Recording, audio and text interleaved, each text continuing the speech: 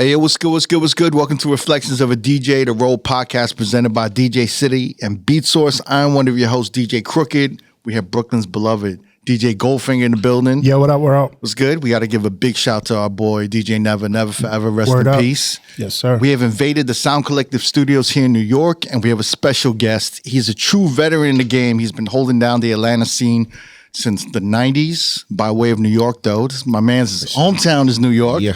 He's toured the world as Dave Chappelle's official DJ, rocked major festivals, comedy tours, celebrity events like Essence Fest, Rock and Roll Hall of Fame, Grammy after parties, movie premieres.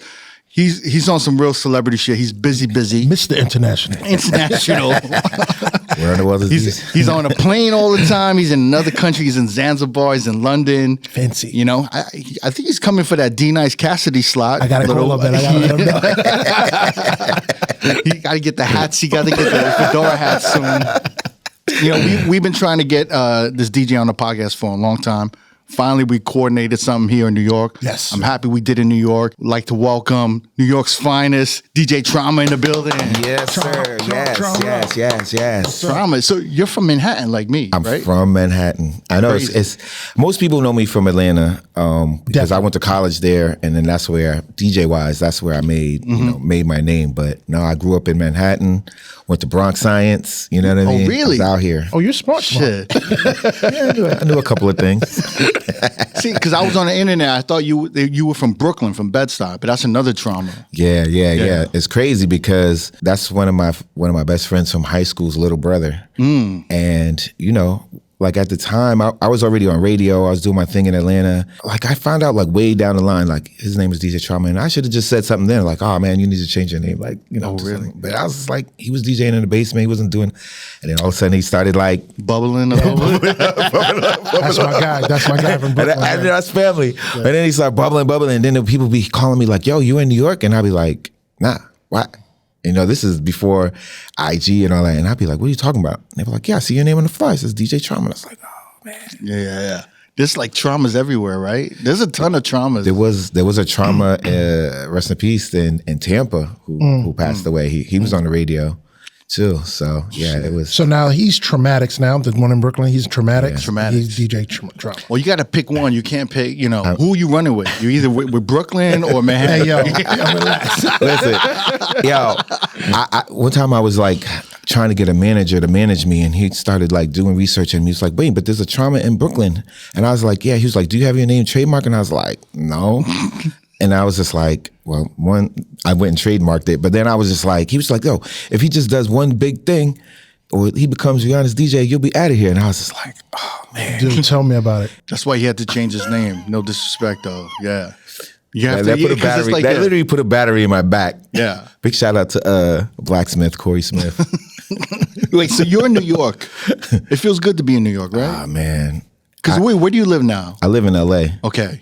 So I definitely, I'm doing Soul in the Horn on Fridays. Big shout out to that crew, Natasha Diggs, D Prosper. Yeah. But shout out to Natasha Diggs, Soul in the Horn. That's legendary. This is your first one? this is my first time DJing, so I'm excited. It's experience. As a DJ, I would go there as a fan, like you know, For sure. as a fan, I would just go because I like to hear different vibes than what I play and just you know good music. Where'd you go? Like a lot? Meatpacking a lot? Yep. Actually, the first club I ever went to was a spot called Mars, and it wasn't Meatpacking, but this was when Meatpacking Was really Meatpacking. was really Meatpacking. You would go there with Stink. You'd have. Yeah, it was crazy. It's like when you leave in the morning when the club closed, you see motherfuckers with the racks of meat. Like everyone's that. loading the meats. Balls. Facts. Why are you looking at me like that? Yo, man, I was just saying, kind of flagrant. You see, they were loading all kinds of meat in the morning. Yo, what makes it even funny is that it used to be a real seedy neighborhood, so you should be like transgender prostitutes everywhere. It was the actual hostro. Like that, it used to be real. That was that was New York at its finest. The good New York. That was New York at its finest. I don't like this new New York, man. When I see a bunch of tourists around like the Apple store and shit like that, you know. They take me back, right? I was in Harlem. I was in Harlem, and they were giving tours like we're walking down the street, like a huge group of like Europeans. It's so Asians. different. I was just like, they had a Korean translator and a German translator. And I was just like, yo, this is crazy. Yeah, that's crazy. Wait. Are you ready for the solo one? I'd be No, you're not. That's I kind of was like, so how long is my set to Friday? So you're on Vine. What are you on? You're gonna be on CDJs? Or? I don't know. They asked me actually, and they were like, do you want to be on CDJs or you want to be on vinyl? And I was kind of like, I could do either one because, you know, I grew up on vinyl. That's easy. But I was just like, and he was like, yeah, it would depend on what room you're in. And I was kind of like, so what's the better room? I want to be in the hot spot. Who are you spinning with? What's the lineup? It's crazy because they have Grandmaster Flash, like Wow. the originator, you know what I mean? Like, and then they have Just Blaze. Jeez. They got Souls of Mischief. What? They also got my guys from Atlanta who do House in the Park. They got Kemet, they got Kai, they got Salah. That's dope. So Shit. it's like This is the perfect one for you. A little bit of ATL New York shit. I know the ATL vibes. But that Grandmaster Flash Just Blaze, that's nerve wracking for me. Like I would be so nervous spinning around these motherfuckers, man. Yeah. When I seen the lineup, I was like, oh man. I was You like, might have to call in some celebrities first, my brother. You might have to call in some celebrities first. man, I'm about to. I literally is like, all right. I definitely been thinking about my set for like the last month, like just like, okay, where do I want to go with it? But I haven't actually sat down and like put it together because. Oh, really? I'd be working on it. I'd be like nerve wracking about it, like at least a month out.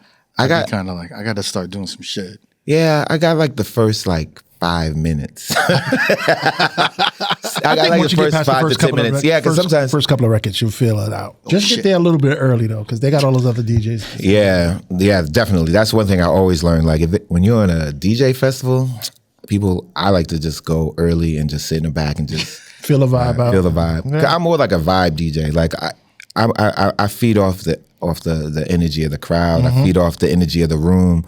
So like I like to get there early, catch a vibe, and then I could just jump right into it. I was at Everyday People yesterday, and you were wow. like, we missed each other by like maybe 20 minutes. Yeah. We're hanging out. New York summer is just special. You know, like just even like yesterday, I went to the Roots Summer Jam, Summer Stage. There's a vibration in New York that you just can't get anywhere. And it's like when I come here, when I get back to LA, I'm gonna be like energized, right? Yeah. It's nothing like it. Like Everyday People, like yesterday, it was crazy. Like I saw the video, man. Yeah. Just even the DJs though, just hanging out. Like Get Live was there. There was like Showcase, Flagerian. Thanks for inviting me. I You know? appreciate you telling me. You know, I would have loved to have known. Nah, I would say Everyday People is another one of those parties that like I go because I just like to go to dope parties. And I'll just go and vibe out. You know, there's some DJs who just like they can't go and watch other DJs. They always feel like they need to be DJing or they sit there. There's nothing worse than being with another DJ who sits there and just critiques the DJ all night long. You're just like, bruh. I mean, unless they're like really bad, but like they'll be like, I don't need to judge every transition. It's like, aren't you off? Like you're not working. Like you're off. What are you doing? It really depends though. Like if you're in conversation though and you hear like something good or something bad, you always turn like a little bit, right? Now that will happen. You'll just lock in with your DJ friend. You just be like, It's a look. It's So just you a give look. each other a look like, wait, yeah. So I was talking to her. Well, and then you look. it's like, It's either like, yo, what was that song? That song is crazy, or Right. it was like, what just Yeah, happened? well, yeah. You know, What's is he going okay? on over there? Did he have a stroke? I thought you were in town because like Dave Chappelle was gonna do something this week. not this time. Not this time? Most of the times, that's why I do come into New York a lot, and it's usually like I'm in and I'm out, or it's just like that kind of takes up my whole life. So Yeah. I just needed to come and just get vibes. It's like I got a call like last month from Type Sounds. Yeah. So he called me and he was like, yo, what are you doing tonight? And I was like, I got to prep. I got like Bobito. We had like a crazy week of recordings. I was like, man, we got Babito, we got this, we got that. Like, it's crazy. He's like, oh, Dave Chappelle's doing a pop-up tonight. He's like, you want to come through? And I'm like, oh, the worst. It's like my dream. My dream to just go to like a Dave Chappelle pop-up. And I was like, wow, like, oh. Did you go? No, I couldn't. I was like, man, I got to prepare for this shit. He's like, all right. He's dedicated to the pod. He's like, who you got on the pod? He's like, Babito. He was like, all right, good luck with that. Yeah, have fun. And I was like, I'm never going to get this call again. I'm never going to get this call. Next time we do something, if I'm in town. But that's funny. Yo, I mean, that's to me, like, I don't get starstruck by anybody, but I get starstruck around comedians for some reason. I just have like the utmost respect for comedians for some reason. And that's so low key. It's like it's kind of it's bugged out because they're not really like out there. Yo, roadies and roadies for life. You already know that we rock heavy with DJ City. It's our go-to record pool to download the latest music, edits, and remixes for our DJ sets. So now, Road listeners can join DJ City for only $10. $10? Only $10. That's almost 70% off the first month. Make sure you scan the QR code or click the link in the description or go to djcity.com/offer/road to jump on this great deal. Yeah, I really have like, I feel like the DJ and comedian relationship is almost similar. Almost what we do. Yeah. You know? Yeah. And it's like even the traveling, the lifestyle, just being in front of a stage, reading a room, all that shit. We're just not as depressed. I mean, I think some of us are. I don't know about that.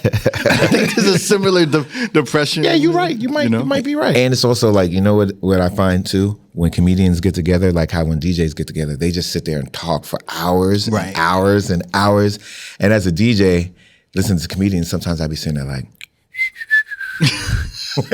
wow. Can we go to the after party? For real? Sometimes. So wait, you've been hanging around with comedians so much that you've seen the unfunny parts of them, right? When they're not trying to be funny. Thing about comedians, they like to have conversation. I think, and that's where you get a lot of your material. And they're thinkers. So a lot of times they're thinkers. So they think about a topic or there's something will come up and they'll just analyze it and analyze it and analyze it for like an hour, and you just be sitting there like, okay. Like I'm not into it like that, but I get it. But that's what they do. And then I've seen so many times where like they'll talk and then a nugget will come out and then you might see it in a sketch. Oh, or really? just a nugget or a perspective will come out at the end where you're just like, I never thought about it like that. Yeah. They're just searching for like any type of inspiration or The anything they angles are could build. I think it's build on, right? It's like the angles or just, I think what makes a good comedian is that's their natural mode. Right. You know what I mean? I don't even think they're like searching for anything, but that's just how they move. But as DJs, we're doing the same thing because we could be at a coffee shop or we could be like outside and a car passes by with a song we haven't heard in a minute. Or we hear a different version of something and we'll be like, oh, wait, what is that? Shazam comes out. We're like, write it down and we'll try to remember that shit. Wait, so when did you initially meet up with Dave Chappelle and become Dave Chappelle's official DJ? 2013. He came to Atlanta. I like to say it was one of those situations where I gave back and then I received because I had a birthday party and somebody used to always bless me with like free product and all this stuff. They had a baby, so I went to meet them and my friend was like, yo, we should get her a gift. And I was kind of like, I had just had my birthday party. I had just spent like $20,000. I was broke. And I was like, or a cash flow challenge. And I was like, I literally had like, maybe like, you know, an extra like $100 in cash. I was like, all right, fine. And then went there and I bumped into one of my peoples, Corey Smith. So I saw him, I hadn't seen him in a couple of years. And I was just like, yo. And he was talking about, he was managing David Banner. He was doing some other things. Like, oh, cool, dope. And we hadn't seen each other probably like maybe a year or two. 2 weeks later, he hits me like, yo, what are you doing? And I was like, you want to do these Dave shows? And I was like, all right. And it was like 8 shows at the Tabernacle in Atlanta. So I was just like, well, I'm booked on that first day, but I could do the rest. And he was just like, all right, let me see if that'll work. And in my head, I was thinking, damn, David Banner has 8 shows at the Tabernacle. I was like, damn, I'd love to see that. He's still killing it. So you thought it was Dave Banner? I thought it was David Banner. And so then, you know, I go about my day and then I was like, all right, I just like look up the shows and I was like, oh shit, it's fucking Dave Chappelle. So now I'm like, oh shit. I might have canceled the gig that I had on that first day. I know you did. I would have canceled it. But I went there that second day, like, and I was just like, I had never met him or anything. All I knew of him was Chappelle's show. So I just was like, I brought out all the like East Coast boom bap, like I'm like going crazy, like, and they were playing my set back in the dressing room, and he came, he's like, oh man, you dope. And anybody who know me in Atlanta, I was like the mayor there. I knew every club, every DJ. I was like, now you still on the radio at this time? I'm still on the radio. I had to get permission from my boss to even do those shows because I'm supposed to be on the radio. And so I just like, he was there for a couple of days, so I just was like, do you want to go out? Let me take him out. I would take him to clubs. Went to go see Big Tigger lives in Atlanta. We went to like his party, and I would just go to all the things that I knew. This is my big shout out to my boy DJ Technology, but he like just like he's super dope, and he always like plays like an interesting like eclectic mix of everything. And I was like, oh, I think he'll like that. We went there. We closed that club down. They kicked everybody out. Tech still stayed on there and played, and we just like kicked it until like 6 a.m. or something. Shit. So then, I'm thinking, okay, maybe, I don't know what I was thinking. They went to the next town. That was it. And I was actually talking to my friend. He was like, man, it was like one of the best advice that I got in life. Because I'm very passive. I'm very chill. I'm like, if they ask me, I'll do it, but I'm not like sweating nobody. Right. And so he was just like, listen, you need to stay close to that. You need to call them. You need to like stay in touch with them. Yeah.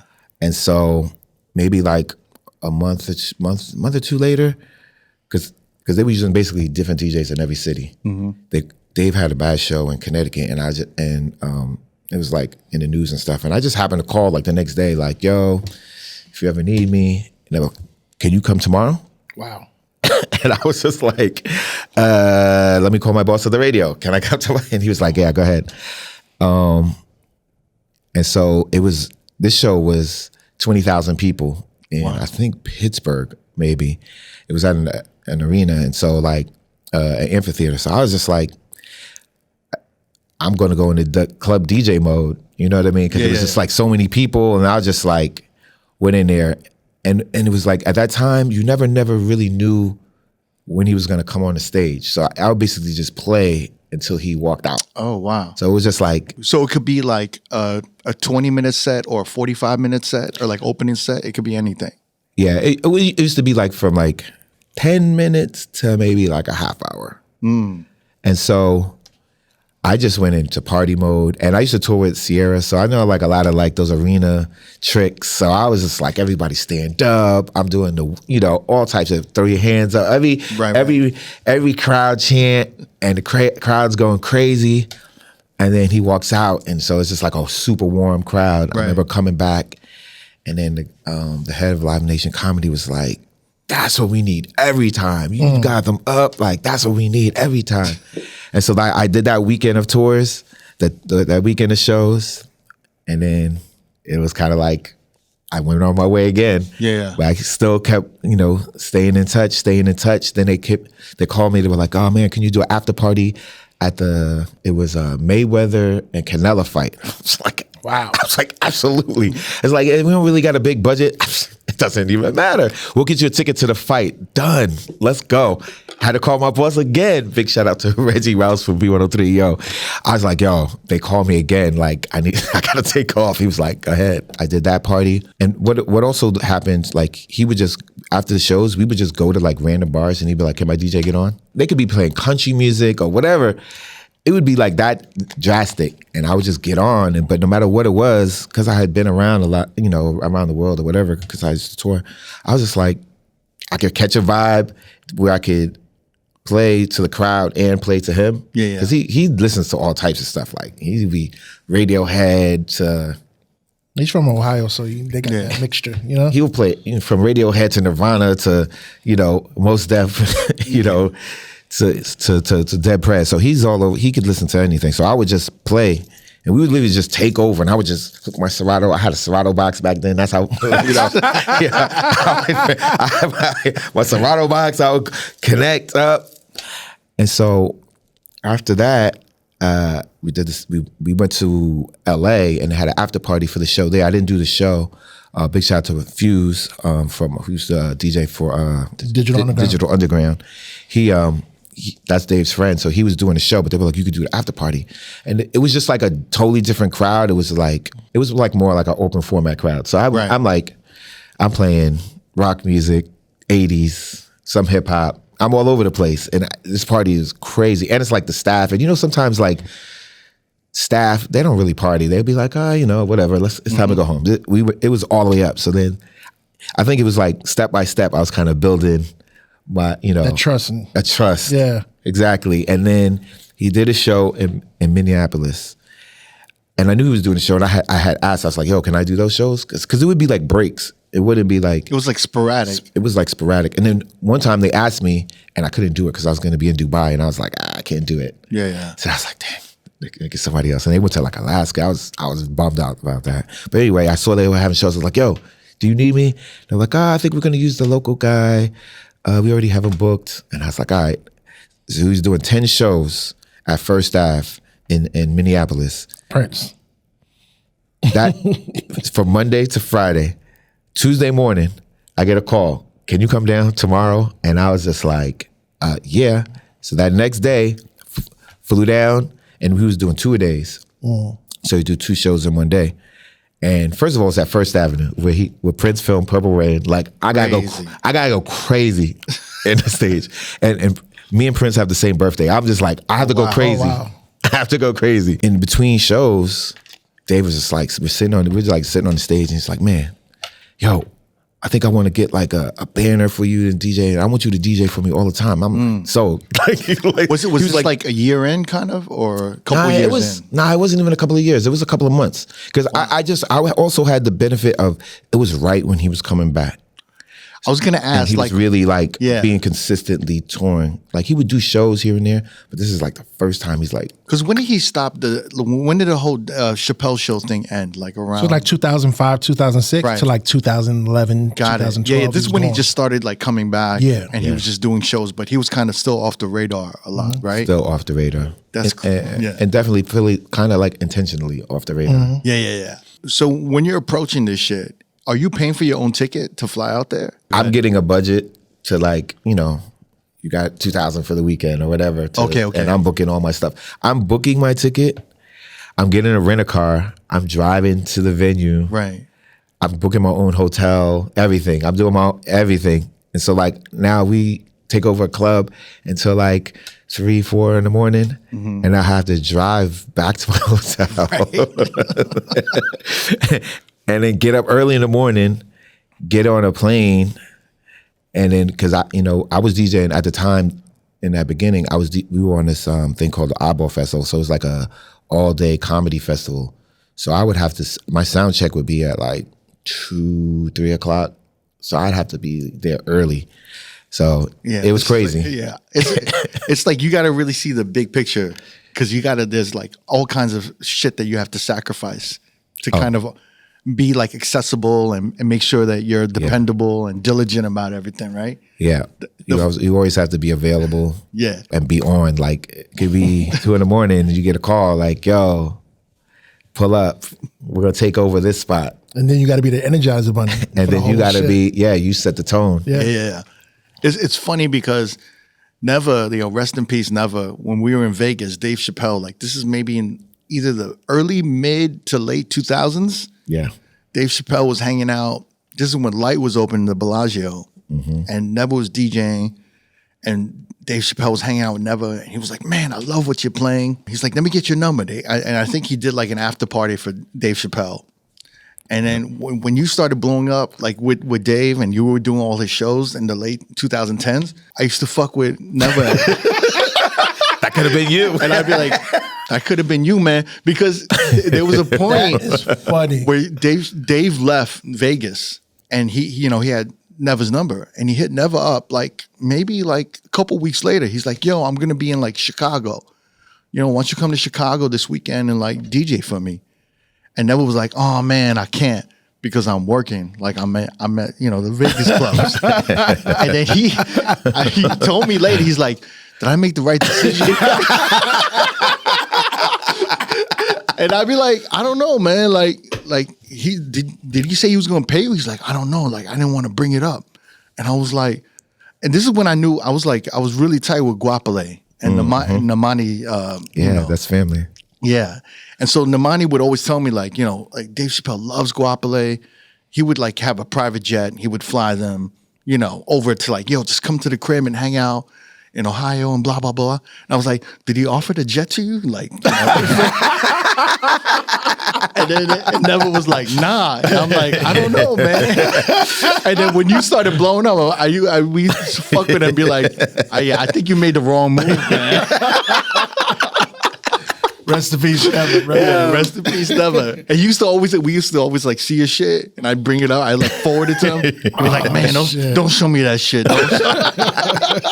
That is funny. But like I said, like I would have probably been like Never. My friend, he was like, he's like one of my best friends. He was just like, yo, you need to stay in touch with them. You need to like, and I was kind of like, that is not my personality at all. But I was just like, yeah, you're right. Hey, yo, what's good? This is the R.O.A.D podcast, Reflections of a DJ. We're here in New York City, and we have invaded the Sound Collective. Now, I want to explain what the Sound Collective is. I got my man Lefty from the Sound Collective here. Lefty, thank you for having us and hosting this beautiful studio for us. Exactly what is the Sound Collective here in New York? Modern, state-of-the-art facility with tons of production gear. And one side of it is you can be a member and you can come here and pay monthly to use the rooms and the gear and sign out time in our space. We have a state-of-the-art studio. We have all these production stations, DJ stations, instrument practicing rooms and such like that. And you also like teach. You have like classes and sessions, right? We have intensive programs, short-term programs that people can come and take Saturday classes on DJing, production. There's like kind of a community building within where there's like DJs, producers, musicians. Up and coming producers, people honing their craft and learning, and DJs and all these things. And they come here and practice, and we have all the new gear, so they come and check that out and get familiar. And a lot of DJs will come in from out of town being like, let me get a day pass so I can just get a refresh on the 3000s and the V10. And what's great is that a lot of our guests, everyone from like Clark Kent to the technician to like Camilo, they come in here and they're just like, holy shit. You want to play with all the gear, man? Yeah. I didn't even realize this, but you guys have like studio spaces where people can do live streams and they can do their Twitch streams. Yep. We got a whole green screen set up already, multicam, full on switcher. Like we also do a lot of events here. We're bringing a lot of outside talent, organizations. We got a big event coming up with DJ City, Beat Source, and Serato. That's part of our family. Yeah. We did a big one last year with them. We got another one coming up. For our listeners, is there any way we could hook them up with a deal, or like if they put in a R.O.A.D podcast code? Yeah, tell me about it. What else do you have in vision for this deal? It sounds like we're well on our way. Why don't you tell them? You're working with us where they can type in a code for like R.O.A.D. Yep. And they'll get a month free, right? Yeah, on our online platform. We have a whole online platform with like masterclass style education. Nice. Different categories and everything, instruments, drums. And then we have these things that we're launching right now called Pro Paths. So you can choose, like if you're a producer, you can take the Ableton Pro Path, the Logic Pro Path, Serato Studio. Goes through a wide variety of knowledge besides just stuff in that skill set and discipline. So our R.O.A.D listeners, if you're in New York, you can check out their facility. You can do a day pass, a week pass, a monthly pass. You can check out their site. You have access to all the education online. Soundcollective.com. We also have a YouTube channel that has some of our content from the educational courses, and all of our events are live streamed and put up there. I hope we can come back here and use your facilities again. Looking forward to it. Shout out to Lefty and the Sound Collective. Thank you so much. Does like now that you're like, that's kind of your like DJ Trauma, Dave Chappelle's official DJ. Yeah. Are you okay with just like that being described as Dave Chappelle's DJ, like official DJ? Like, where you're like, well, I'm not just Dave Chappelle's DJ. Like, I do other things and shit. Because obviously you do other celebrity events, and you're doing all types of Essence Fests. You're doing, Super Bowls and Grammy after parties and shit. I don't mind it because Dave is dope. You know what I mean? So it's like, it could be worse, right? I get what you're saying, but that just makes me work harder to just make people just be like, that's DJ Trauma. And they don't need to associate me with anything. I remember when it used to be like, let me think who I'm thinking about, or like Clue used to be like associated with like, Jay-Z or Yeah. Big or whatever. And, or different people used to be associated, but then they just elevated to the point where, you don't even think about that as much. So that I guess that's my goal. You know what I mean? Around the time when you met like Dave Chappelle, what was your status in Atlanta as a DJ? You were doing clubs. I was doing clubs. I was on the radio. And it's like I had toured with Sierra. I had toured with Kerry sometimes and with Monica sometimes. Yeah, you guys kind of all did. Yeah, and we used to have like a DJ crew called the Super Friends. Yeah, and Super so Friends. at a certain point, we dominated the Atlanta clubs. Atlanta DJs, people care about Atlanta DJs because of the movement we started. I want to talk about the Super Friends because that was you and DJ Mars. Yeah. And it was like Shakim, Fahrenheit. Yeah. The Atlanta DJs had like a thing where you're just DJ'd for everybody.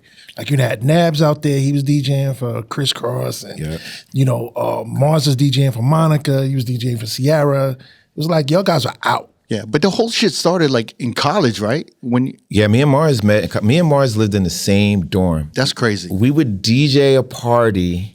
We didn't have a whole party worth of records. We would share our crates. It was me, my boy DJ Doc. Doc had the reggae and the classics. I had like a lot of just like popular like R&B and hip hop, and Mars had like all the like hip hop, and we would put all of our crates together so we could DJ a party. None of us could DJ a party by ourselves. Yeah, better we together. we were young. We were probably like 17, 18. Mars had been the DJ who had the most experience. He had probably been DJing like 3 years. It's a different time. Like records were expensive. Yeah. Like you got to think every single was $5 to $7. An album was like $12 to $15. Every single. I used to come back from college and go to B Street and be like asking him like, "Oh, what's the new stuff? Like, what's popping?" And he worked at the record store. It was a lot nicer back then, right? Yeah, whatever. No, He's worse. he was quieter. Yeah. Definitely was. I don't even think I even really heard him talk this much as he started doing the podcast. He didn't talk on the mic in the parties. Yeah. He would just give you the like. Well, He always show love, but it'd be like, "Good to see you." Yeah. Well, he had a similar conversation like you with Clark Kent, rest in peace. Yes. When we recorded with Clark Kent, he was like, "Are you part of this podcast?" And Goldie was like, "Oh, we cool." And he's like, and Clark literally told Goldie, he's like, "Yeah, nah, this is what you're doing." Yeah, you gotta fuck with these. You gotta fuck with this. And Goldie's been a part of the crew ever since. Yep. Official. Clark Kent, that was one of like me and Mars's mentors because he would come down to Atlanta. And y'all were super friends, and he was Superman. So kind of like you like yo. Oh, this is like way before that. This is way before that. We were still in college, and we would just like we would always come to his parties. And the one thing I would say, Mars was like a person who would network it. He would come up to DJs and be like, "Yo, I'm DJ Mars. I'm an upcoming DJ." Da, da, da, da. Like me, I was way shy, way too like timid to do that. So he would be the one who would like befriend people and talk to people.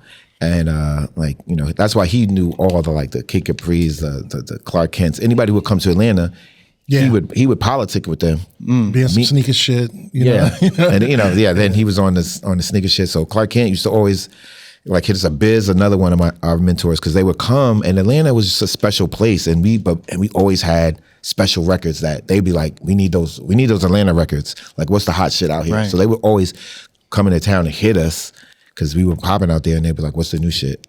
That's an important time though with you and DJ Mars going in the same college. Like, was it Clark? Yeah, we went to Clark. But that's like Brian Michael Cox was there. Brian Michael Cox was there. Shaka Zulu was there. It was Drama was there. Drama, yeah. Drama came a little later, but Drama, Cannon, Sense, they were all super friends too, matter of fact. They were officially super friends, right? Yeah. First. Like they were right there in the beginning. Wait, so like I want to talk about the beginning stages because that's like such an important part of Atlanta history, especially in hip hop, right? For sure. Because y'all were just breaking records and making new records and like all these artists were emerging, but it was like completely organic back then, right? Absolutely. Yeah. And I think Atlanta is like the perfect combination of that whole homegrown soul from the South, but you have all the colleges there, so then you get all this energy from everywhere. Right. You know, you get figured like every year there's people coming to that college, and then a lot of people end up staying. It's also a place where you could live comfortably. You know what I mean? Right. Like, I feel like, you know how it is in New York. If you start popping and people, there's a lot of eyes, people start scheming on you. It's like, it can get nervous out here. So you could I live heard really they do that comfortable. shit in Atlanta too, though. A little Now, bit. but now, not but- back then. But even now, it's like, You have enough people out there that's kind of doing Yeah. it, so you kind of blend in. yeah, like, but back then you could live comfortably, and it was just the energy that Atlanta had. It's like, I feel like, like every region kind of like took an old school hip hop song, and then they would do like multiple songs, and that would be like the genesis of their scene. Like the South took like, Planet Rock and all that stuff, and that was like the beginning of the Atlanta scene. A lot of stuff was like that bass sound when we Right. first got down there. You talking about like the So Def? Raheem like, the Dream. Nah, this is even early before that. Florida stuff. Oh, okay. This is like the Luke sound, but then you had Right. like Raheem the Dream. You had Shy-D. Shy D. Okay, yeah. The early shit. The yeah. early, but that was like, Bass, that Miami, Atlanta was like, back then was like really Cousins. closely, Right. cousins. Like, so it was just a scene, and it went through all the entire South. And so the one thing about Atlanta, because it was a big city, and really it was a big city, you had the colleges, and then they started to get record labels. So I feel like Bobby Brown was first. Like that really came down there. It was like trying to sign artists. And I remember, so my boy Clay, rest in peace, he was like, he used to rock with Yeah, Bobby shout out Brown. Clay. Shout out Clay. He used to be with T.I. and them. He would tell me all these stories about when Bobby Brown used to come down, and they had like, Dallas and all these different producers like coming through and stuff like that. Yeah. And so I think Bobby Brown was first, but he just couldn't kind of organize it. And then L.A. and Babyface came, and they were like, Atlanta had its own scene, its own underground. It was popping. JD had Crisscross popping. Right. But they really brought like the industry. And so like, if you think of like all those beginning artists, so they got Outkast, they had Usher, but they would, have Dallas, they would have Jermaine, they would have Organized Noise, and you had all these producers now. Eric Sermon came down there early. I'm sure they would have Eddie F was a big part of that. Puff was a big part of that. They would bring them all down. Yeah. Too Short even came down. That was like the beginning when all these New York like motherfuckers started moving to Atlanta and just calling Atlanta like, yo, that's like the future right now. Yep. Yeah. It was. early though. Yeah. He was really early. Eric Sermon. Yeah, Eric Sherman was Even early. before like Fife. I remember that was the big deal. He moved Yeah, down there right. like 91, 90. Yeah. Yeah, they really? moved around about the same time. Yeah. Because that was the first time I remember reading, like, because I was a big Tribe head. I Yeah. love Tribe Called Quest. And I'd see interviews and like, yeah, Fife moved to Atlanta. I'm like, why the fuck would he move to Atlanta? Like, Well, he actually It was moved the vibes, after, yeah. after Yeah. midnight. After midnight. after bro. midnight, right? Yeah. Because there was like issues like recording, like this motherfucker's in Atlanta. Fife performed at my 21st birthday in Atlanta. I Really? promise you. When I tell you I lost that videotape, I want to die. When I could not find this. I don't know what happened to it, but he just pulled up. Like we had become, cool, and he pulled up and started rocking crazy. That's crazy. And it was like a small club. It was like a very, very vivid, dope memory. But that's how Atlanta was. I feel like what made Atlanta different than a lot of other places was like that Southern hospitality, that family feel. Freaknik. So it's like, you had different crews. Like, how like you have different crews in in New York, and they're like battling each other, or they're like, I'm in this crew, I rock with my crew, but I don't really mess with that crew. Like, I feel like in Atlanta, it was everybody worked with everybody, and I feel like with The Face, that was kind of like the first big label. And so they would have all the producers, like, Dallas had his crew, he had his record label, he had his artists. But when it came to TLC, he's working on TLC. Right. Jermaine's working on TLC. When it comes to Usher, they're all submitted songs. Then you start, because they were doing a lot of R&B, now you have songwriters. And because it's Atlanta and it's chill, you start to get in these bigger studios, like a Patchwork and all these different, where people would now come down to Atlanta and just sit and work because it's peaceful, it's, chill, and they could, and even if they were from, no matter who they were, like, Puff used to come down there and work a lot. A lot of the producers that he had in those early Bad Boy days, Hitman, came through Atlanta. His early acts, 112. So little by little, like Atlanta started to have this industry, and you had the artists. You had the artists. It took a while for the artists to really get big, but you had the industry. You had the producers.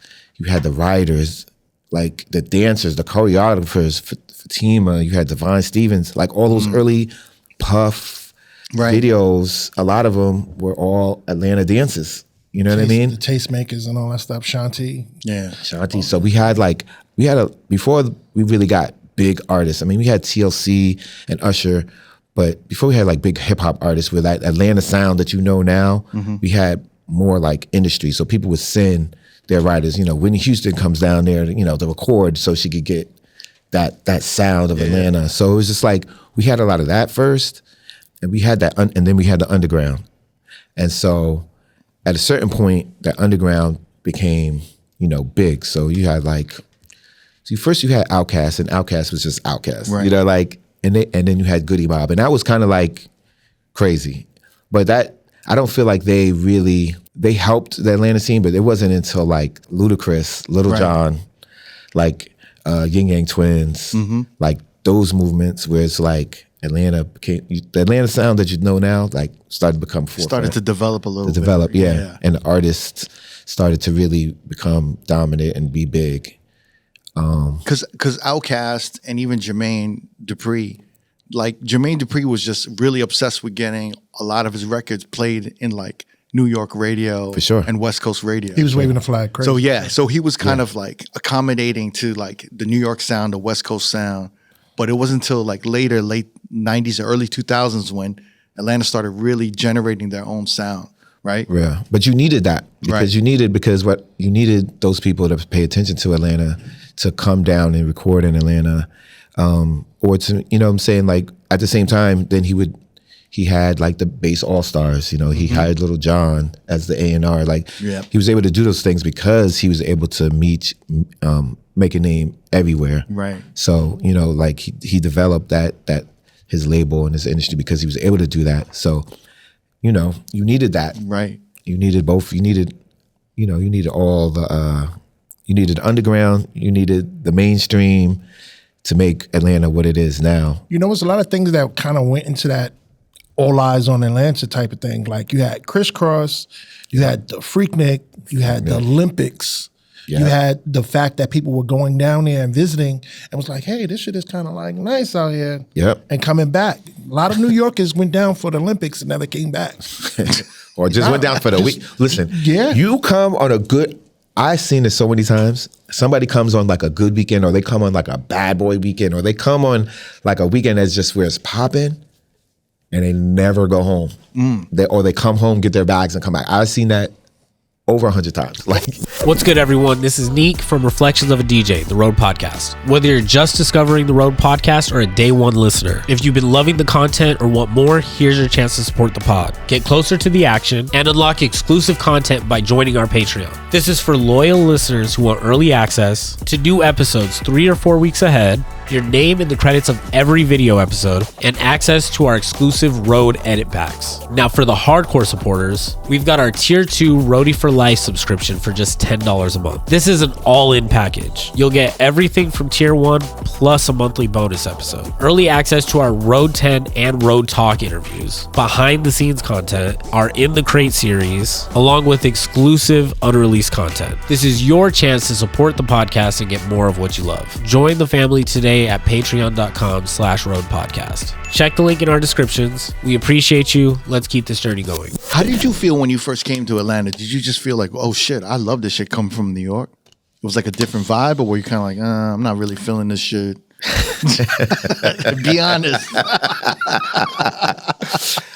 Yo, I used to be like, yo, these Atlanta motherfuckers are on some weird shit. I used to be like, What? It's just, man, they used to have, they would be like, they would have like dudes with finger waves. They would have like jerry curls.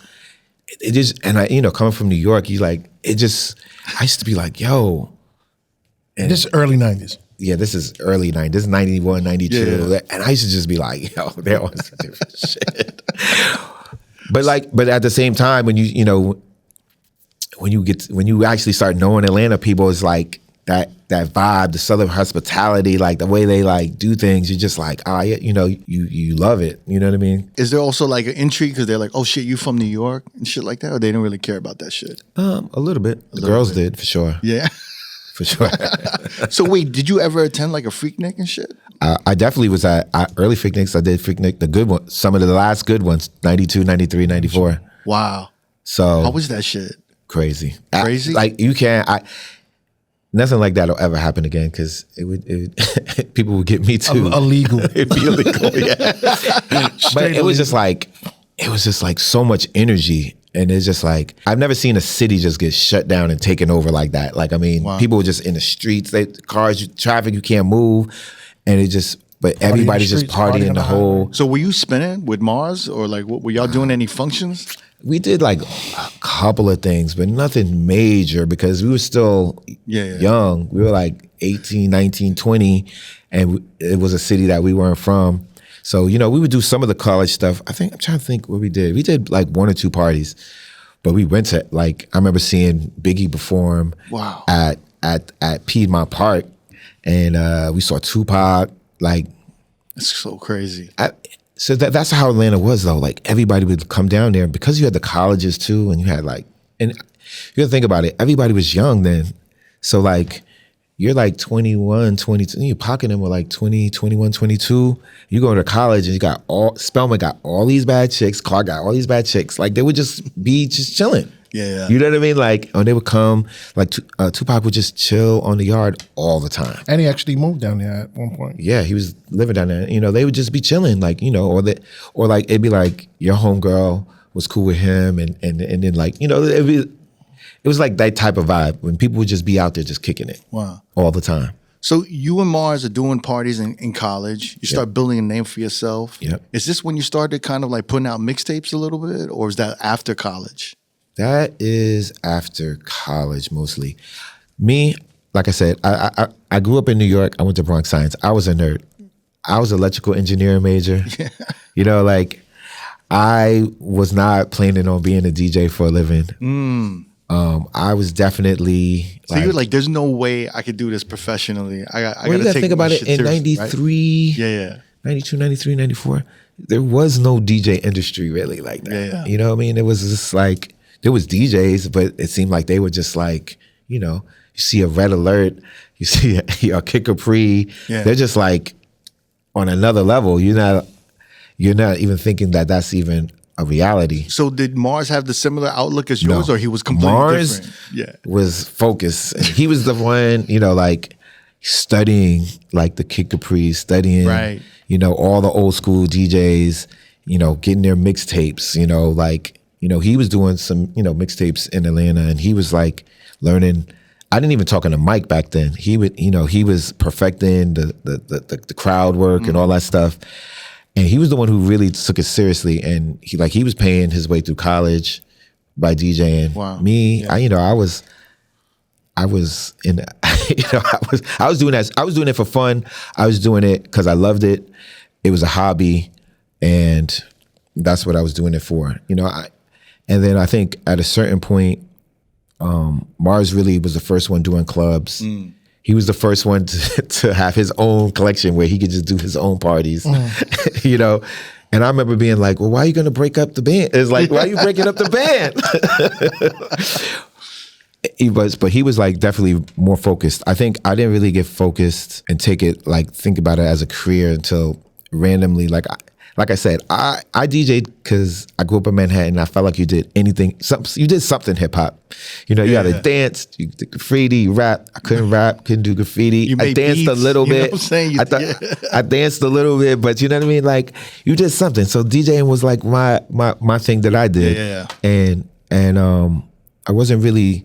Yeah, that's so true. Like growing up in New York, you either like dealt weed or cut hair. You like sold you weed. did something. You sold weed, or like you was like a booster, right? And it's like, or you DJ'd, or you rapped, or you made beats, or something, or like one of those things. Or you was like an athlete, you was dope, or some shit like that. But it was just like it was so ingrained in just everyday living hip hop in New York that you just didn't really like. it seemed like the people who were doing it on a high level just seemed like in a stratosphere far away that you would never really thought about it. They were just such like legends and icons. Like you couldn't even fathom. Mars was the only one who was like, I remember him being like, it'd be certain times when they would bring like New York DJs like, yo, we can rock better than him. And I'd be like, you know, like, or we're just as good as them. And I used to be like, I don't know about that. In my head. But he was like, or he would be like, we could be bigger than him. Like he was definitely the one. And I'd be like, okay, yeah, You know, I was the one who always support. I was a good wingman, you know what I'm saying? Like, I was a good, like, if he had the idea, I would bring the nuts and bolts of like how we could get it done. You know, like that was my role. I was a good Robin. Engineer mind. Logistics. I was a good Robin. You know what I mean? And he started touring with Usher. You know, like, and then for a quick second, and then he was doing all the clubs. And I think, like I said, I was just trying to just have fun. My boy was doing the promotions for Usher. He worked at LaFace, and he was doing the promotions. And they would drive. Usher was the opening act on the Bad Boy and the Family tour in '97. And I got out of school, and I was like, "Yo, I'm just hopping in the van." The Bad Boy and the Family tour was the biggest. It was the biggest hip hop tour since Fresh Fest. It was. I mean, they had Puff, Lil' Kim, Jay-Z, Busta, 112, Mace. It's Total there. It's Total. Total. Yeah. And Faith. Usher was the opening act. He came on from 7 to 7:15. If you came late, you missed him. But he was on there, and LaFace had a van. So I just like, yo, I'll sleep in the van. I just wanted to go because I knew it was such an iconic tour. Yeah. So I went on that tour. The last part of that tour, the whole South up to the West Coast, up to Canada. And I think I brought a crate of records. I ended up like DJing somewhere. And I was just like, this is what I'm doing. This is like, Clark Kent was there, and Clark Kent knew us from Atlanta. And he was just like, what are you doing here? And I was like, yo, he was like, right place. You know, like he was always like, yo, I see you. Wow. And after that, I was just like, yeah, I'm DJing. Wow, so you just like what do you call those? Like those motherfuckers that like hop on those trains? What do you call like what do you call those motherfuckers that just like Hitchhiker? Hitchhike? No, but like they just kind of like hop on a train, they live on the train. Yeah, I don't know what they're called. I know what you're talking about. It's not like a hooligan, but it's like it changed my life though, because you saw hip hop, you saw DJs. You gotta think about it. They had Clark Kent was the DJ for the tour. Scratchy Tour was DJing for Buster. Somebody else was there. I can't think. Scratch was DJing some of those joints for Jay-Z. Yeah, so you had and then Jay-Z left the tour. Everybody was there, and I'm just like being able to just. I think also like when you live in New York, like those people seem like I said before, those people seem so far away. So when you're able to just sit and just chop it up and talk to people and pick their brain and just be cool with them, you feel like, okay, I could be right. You were in such close proximity, right? In Atlanta, but it's like in New York, you're in like it seems so far removed from you, right? It seemed like it just seems impossible. I remember Mars being like, "You're from New York. How come you don't know nobody?" And it's like, I don't know anybody I didn't know anybody in the industry at all. And what's ironic about that whole thing is that your guys are creating your own industry in Atlanta and don't even really realize it. Nah, for that sure. You're creating a whole industry for yourself. So then in your head, like you're like, all right, I want to be a part of this shit. Yep. What in your head was like the first move you wanted to make to get into that shit and take this DJ shit seriously? I think building my collection was big because I felt like I had just started to get my own set. Like, but building my collection was like key. Getting into clubs, key, and at the time the radio was so important and trying to get on the radio. Yeah. And I think being on the radio was a little bit more accessible in Atlanta than it would be in New York. Oh, definitely. So you want to get in, right? You want to get inside. Pause. So like, so you're on the Bad Boy tour. You're like, I want to take this DJ shit seriously. Yeah. What was the shit that was like kind of started working for you? It was already working for me. Yeah. Because I was already kind of doing clubs and stuff, but I just didn't think I could make a living out of it. You know what I mean? I used to also do graphics, so I used to do flyers. So that was like kind of like that. That was how I got all my gigs in the beginning. At the time, I was popping on the flyers. Yeah. I did all the flyers. Like, big shout out to my boy AG, Alex Gidewan. He ran the clubs. I did all the flyers. And anytime anybody would ask me to do a flyer and they didn't have a DJ on the flyer, like, oh, who's DJing? I'd be like, oh, we have this person. Or if they didn't have a DJ, let me DJ. And I was a good DJ. People knew that I could rock. So they'd be like, oh, okay. Or I'd be like, let me open up. So that was my way to get in.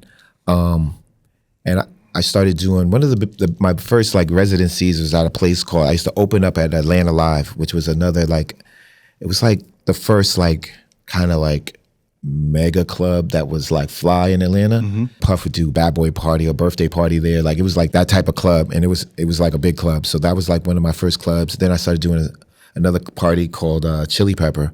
Chili Pepper was like industry night.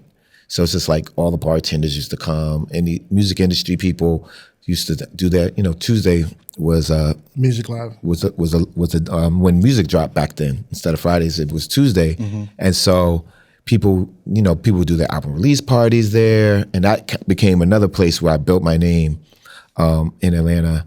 And I kind of moved kind of fast because I was doing the graphics. I went to college there. I had interned at some of the record labels. I was in the mix always.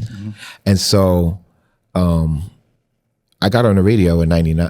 Actually, I went on tour first with this girl named Cha Cha. Mars couldn't do it. And so I ended up touring with her, and that was my first time to Europe, first time touring. So then I got to really see, and that was like 99, and end of 99, I got on the radio. Oh, wow. And I that did changed everything. I was on the radio for 20 years. 20 years. Yeah, I know. That's so crazy. It was what? It was. I started off in Hot 107.9, and then I ended on V103. And then so you started doing the radio, and this is when like Ludacris, T.I., all these like records start breaking, right? I was on Chris's radio show when he was Chris Lover. And I used to be the DJ on his show. My first slot was his slot. Oh shit! So yeah, I knew him. So you got all his records early. Got all his records early, and from like I was, I was at the photo shoot and was supposed to be in. I was in the video, but not in the video. I was on the cutting floor of What's My Fantasy. Oh, wow. I remember being like, "Oh, I'm definitely in this video." I was in the beginning of his career. T.I. for sure. One of his first interviews is like, me and Mars used to have a radio show called the Emergency Room, and we got to play all new music for 3 hours or 4 hours. We had a 4-hour shift, and we could play new music the whole time. So we would play a lot of like the new cats. Is there like there was just a shit ton of like new artists in Atlanta that you guys were just dropping? You talking about 99, 2000? Oh yeah, 99, 2000, 2001. But it still was like early, like Little John. He had only had like Who You With and like that album. Like when I remember him having I Like Them Girls. I remember like our music director, who also was a DJ, but was also in Black Market, their label. So, they would like get the record to all the DJs, and we would push, because I think that's another thing about Atlanta, like, especially back then, if somebody had a project and it looked like it could win, everybody's getting behind it. If it sounded like, okay, we support, everybody got behind it. So when Little John had I Like Them Girls, everybody got on it at the radio station. Everybody in the streets got behind it.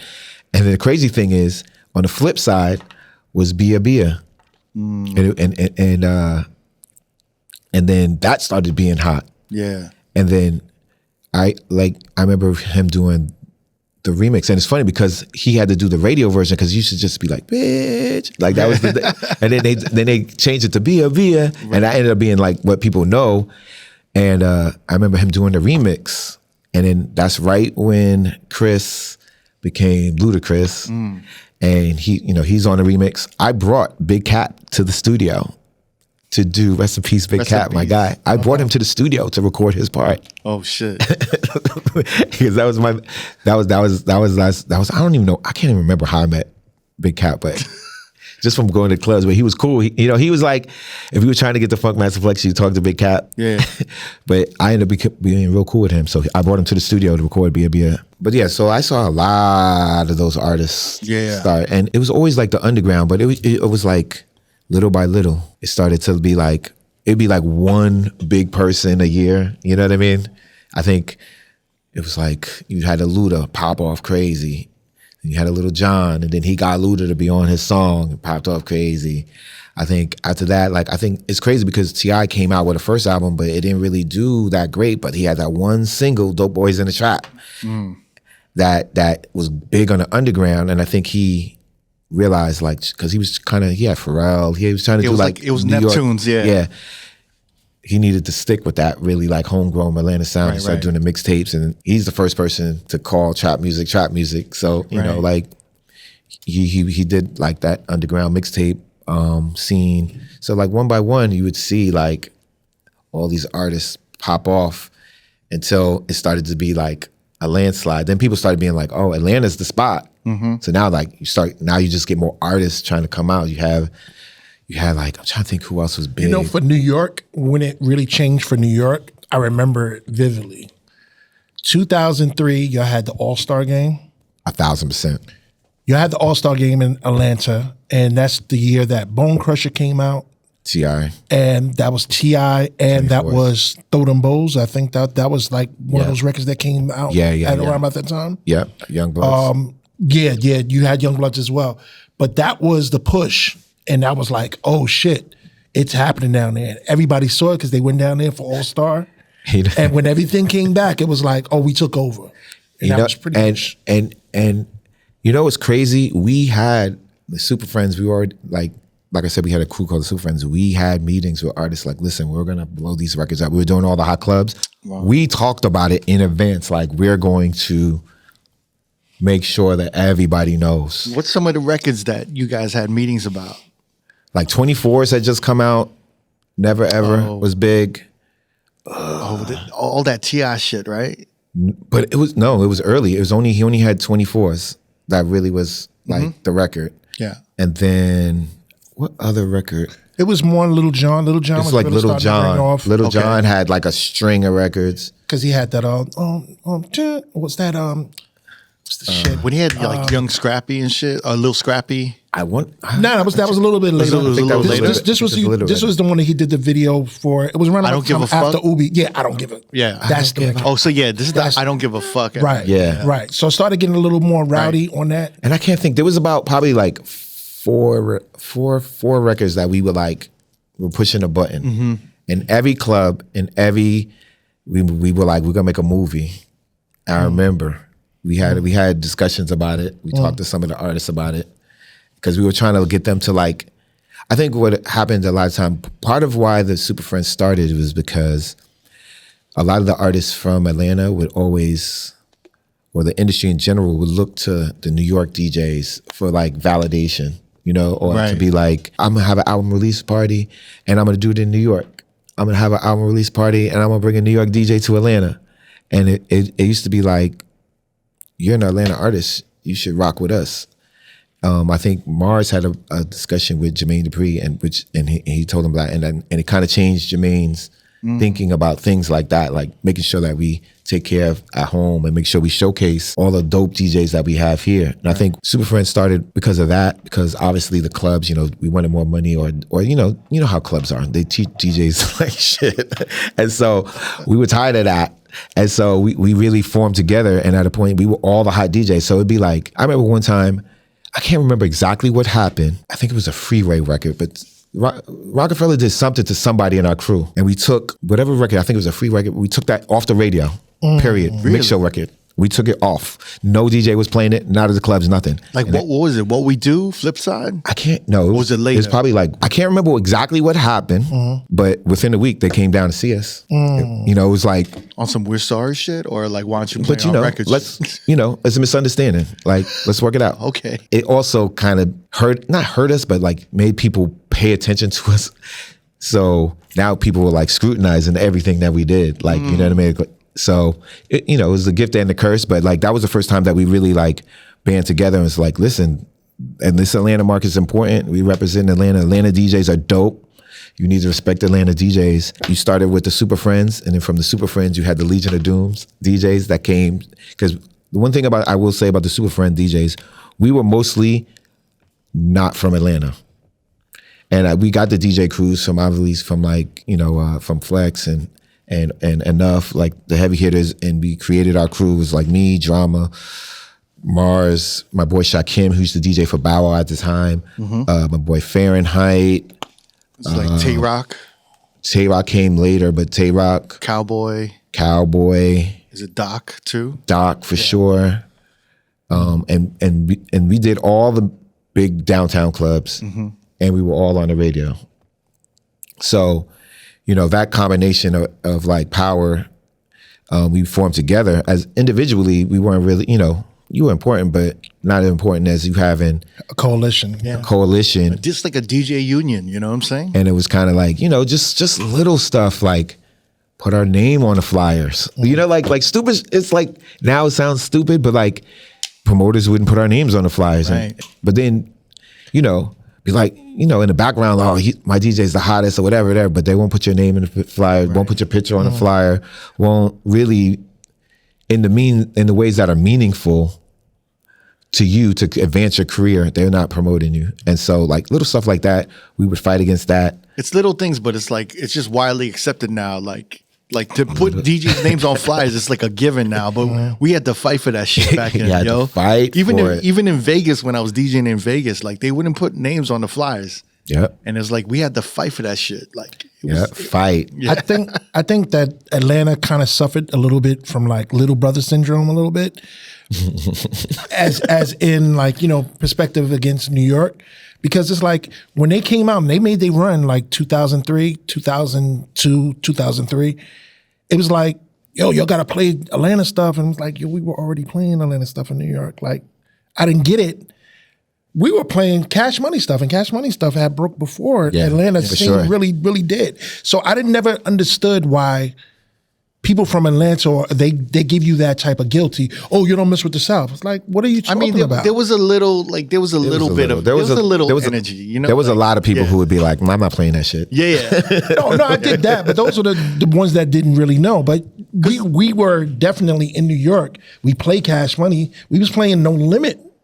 You know what I mean? So it's like, No Limit. So you really can't say we never played down South stuff. No, but there was always like, there was always this stigma that like, there was no lyricists in like the South. Like New York had like all the lyricists. It was almost like a little bit pretentious in New York that like you had to like you had to get the New York approval before you blew up.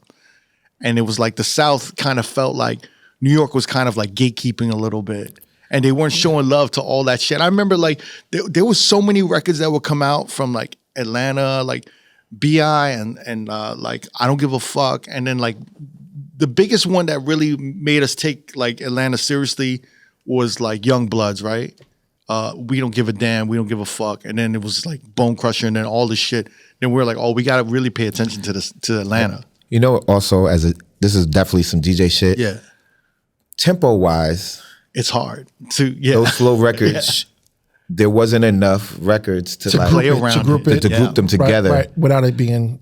And I think one of the records that really blew up was like Get Low, because it was in a BPM that even New York DJs is easy to, you could go in between, and that's why you saw like a big run with records around that 95 to 105 tempo, where it was easy to put those in to what New York was already doing. Whereas like those other records, it was hard, like to play something that's 70. Yeah. And you're in 90 and 95 the whole time. I think after that, that 2003 rush when y'all had the All-Star game, after that, y'all were just like, we're going to go Atlanta and we just going to do Atlanta shit. It was like a flip of a switch, because then right after that, you have Jeezy, you have Gucci Mane, you have all these different acts that come down. They like, we don't care. It just sounds Southern. It sounds Atlanta. We're going to roll with it. Yeah, I mean, and you just reminded me like how like Cash Money and No Limit kind of, well, No Limit then Cash Money, and then even like the people from Juicy J and that whole movement. Yeah. So it was like those were the type of records that would play in Atlanta even The before we colleges had and our all that big, stuff like that. even before we had our necessarily huge artists. Yeah. You had those. Those are the records that are Clark Kent and Biz and all, when they would come down and be like, what are those new records like that we'd be like, oh, you need that. No you need Play that, in you need that. GA and you know all those types of Like Pastor Troy. Pastor shit. Troy, you know, Tear the Club Up, all those type of records was like the stuff. The thing about Atlanta, they had that also made it attractive to people to come down is like we had parties every single night, every night. You had And women. it wasn't like that when And I you first had got women. there. Every single, even now, and you had where women. most cities, it's like during the week it gets slammed. That's also why Atlanta was attractive to people, where people could party safely and every single night. And then you also got to remember that the South is not just Atlanta. So you got New Orleans kicking in. You got, Memphis. I remember you got Florida. Because it was a time around Little Flip too was bubbling. Yeah, that's Houston. So Flip, Houston. you had all of Dallas and shit. Had they run? But it's true, like the BPM thing was a big deal when you're like in New York. I remember DJing and I'm Laffy Taffy was like huge record. But it was like we were like, what do we play around Laffy Taffy? Yeah. And it was like, and then we were like, we have Game Over, Lil Flip. But it's like, where do we play? Like, and then we had like, we were forced to kind of start incorporating other records and be like, yo, like, well, if we're gonna play Lil Flip, fuck it, I'll play that like Lil Jon shit, and then I'll play this, fuck it, I'll play like Rod Spinners, and we just like normal records that we wouldn't play, and that would still kind of get a look in New York when you're like, yo, you playing Laffy Taffy, like. What is this silly shit, It's just like anything else. If you're used to hearing a certain thing, it takes a while for your ear to... Some people are open right away. Mm-hmm. Sometimes you have to just hear it over and over. And I got to kind of to get used to it. And then I think a lot of our records were, too, especially in that era, they were kind of like fun in the club. More than I feel like New York was just like super like aggressive. You got to remember 2003. That's the rise of G Unit, and you know what I mean. So everybody's beefing in New York. So it was a different thing. It's a different thing. Like when you look back on that era now, is that kind of your favorite era, like in DJing, like in the like mid 2000s? For me, what's funny? I had kind of like. Not phased out of DJing, but I just wasn't DJing a lot. I was more focused on like the Super Friends stuff. And at the time we had like, we were doing our own parties, and we would get in a lot of like brand deals and stuff like that. So I was more working on that. I kind of left the DJing to the DJs, and I was more on the business side and the throwing the party side. We would do events because I started seeing like, man, I could do one event a month and make the same amount of money I'm making DJing all week, all month long. So I started building like we had our database, like our email list and stuff like. So I started working on more of that stuff because I always still was doing graphics still. Right. So like you said, like All-Star Weekend, I probably had about 1.5 million flyers produced. That's how many I was like a flyer machine. All the different parties. Like this huge business, right? It was a huge business for me. So like I didn't have to DJ. I bought my first house from flyer money. That's crazy. Not from DJing. Oh wow. So, I was kind of like more on the back end, like doing that type of stuff. And what started to happen was people started, because now we have all these artists from Atlanta, or people seeing, because the Super Friends movement was just so strong, people be like, I need a Super Friend DJ to be on my tour. So, like Fahrenheit goes out with Jagged. Shakim is on Bow Wow. Mars is on Monica. Yeah. And Shorty Luckett. So all of a sudden, it started to be this void of people to DJ these parties. That's when like Infamous started really popping off in Atlanta. And it started being kind of like a void. And I started being like, people would be hitting me, and I'm like, I'm gonna get back on this DJ shit.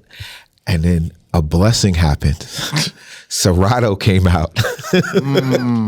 So I was having, one of the reasons why I wasn't DJing as much as I had back issues. And so like carrying all those crates, it was just, it wasn't that sexy. I wasn't enjoying it as much. Right. And then somebody stole my car with all my records in it. Oh shit. And then I went to CDs for a little bit, and then I was just like, okay, this DJ shit can be popping again. Like I was like, I could just bring this backpack. I got my records back, but once I put all this stuff on CDs, it's like I'm never going back. And so then I was like the CD DJ for about a year, and then Serato came out, and I was just like, oh. And one of the things that benefited me, like I told you, I was doing graphics, so I already had a computer. I was very computer literate. I knew everything about computers because I used it for graphics. So my learning curve was short. Like I went from, day one, I was like, I had my whole Serato set up. I had all my records, crates, everything. It was second nature to me. So that was like, even though I had been DJing all that time before that, about 2005, 6, became the trauma that everybody knows now. Wow. Yeah. Even though I had all that history, that's when I started to become the trauma that everybody really knows now. But that's when I dominated the clubs.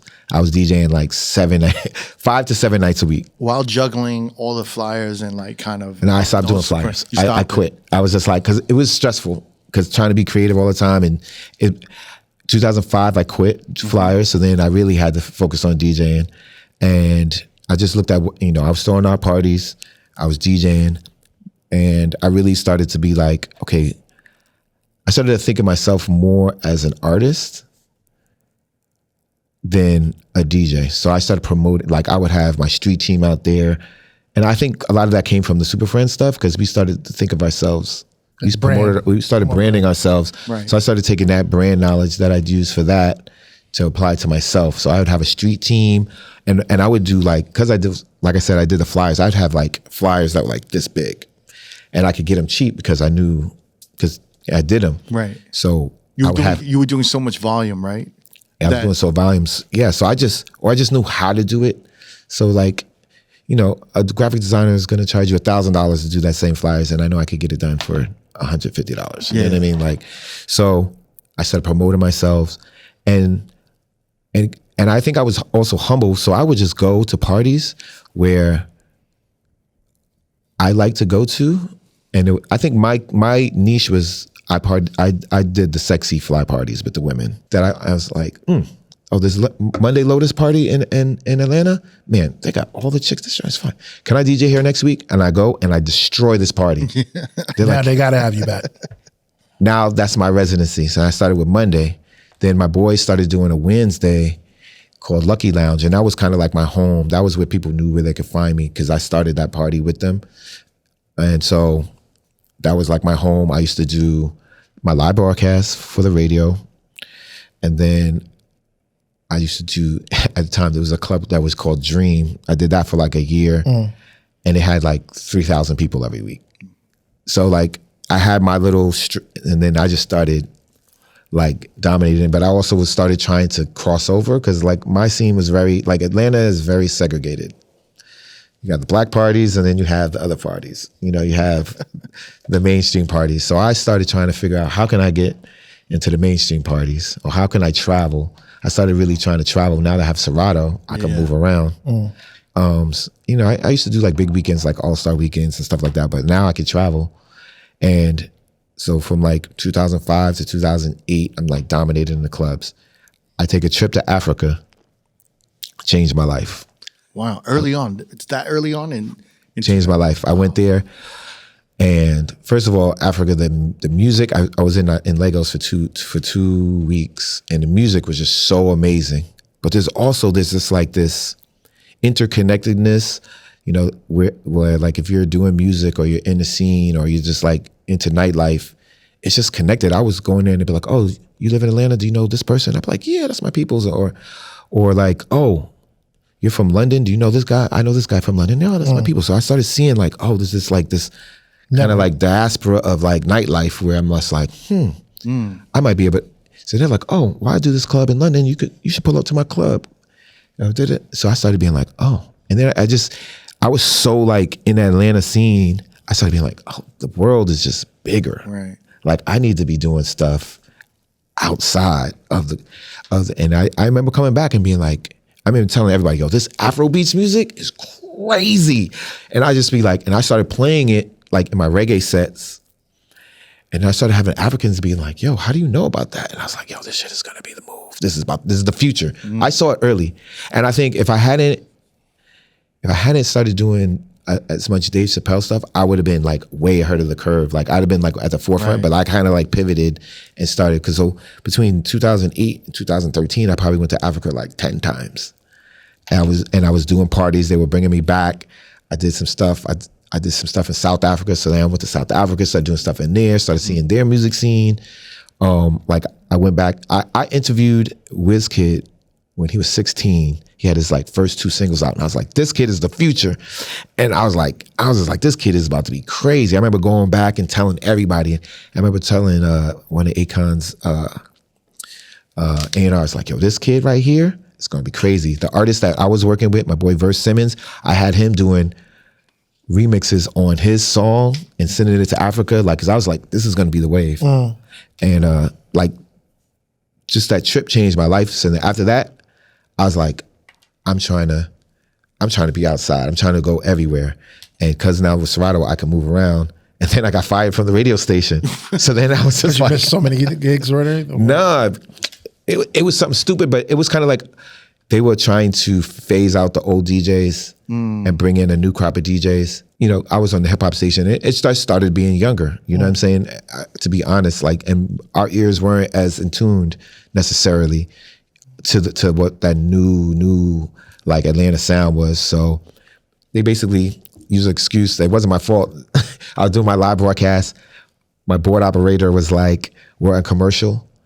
The board operator in the didn't switch over or something. He didn't switch it. So then I save, especially like you're playing in the club. I'm playing in the club, but do you know, especially at that time, Down for My Niggas, all like there's like a whole set of records that are just like you can't play. If you could play the radio versions, but it don't have the same effect. So I wait till the commercials.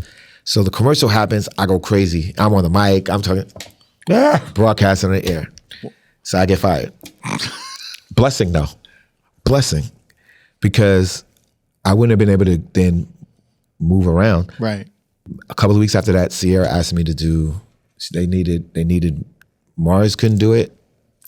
They asked me to do some shows. And then after that, I got to go on tour with Sierra for a couple of years. And I was able to start moving around and making those contacts and, doing after parties in Australia. I did some parties in like KL. I started actively looking to move around, and I started marketing myself as an international DJ. Wow.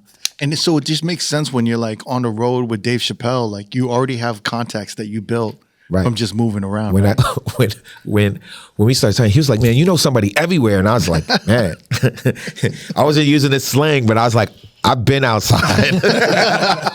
I've been outside. That's right. So it just went to another level when you were with Dave, right? Yeah. On the road. So that just added like gasoline on what I had already put into motion of what I wanted to do. So, then I started being able to do after parties, or that it just kind of, like almost every big DJ has ascended to a certain level. They're always associated to something or somebody. Mm-hmm. You got to kind of have somebody to like verify you or co-sign you. You have to have something. So that became my cosign. And then, me, I go do one time and then they always ask me back. So you start building a network, and then just being in Dave's orbit, you just meet everybody.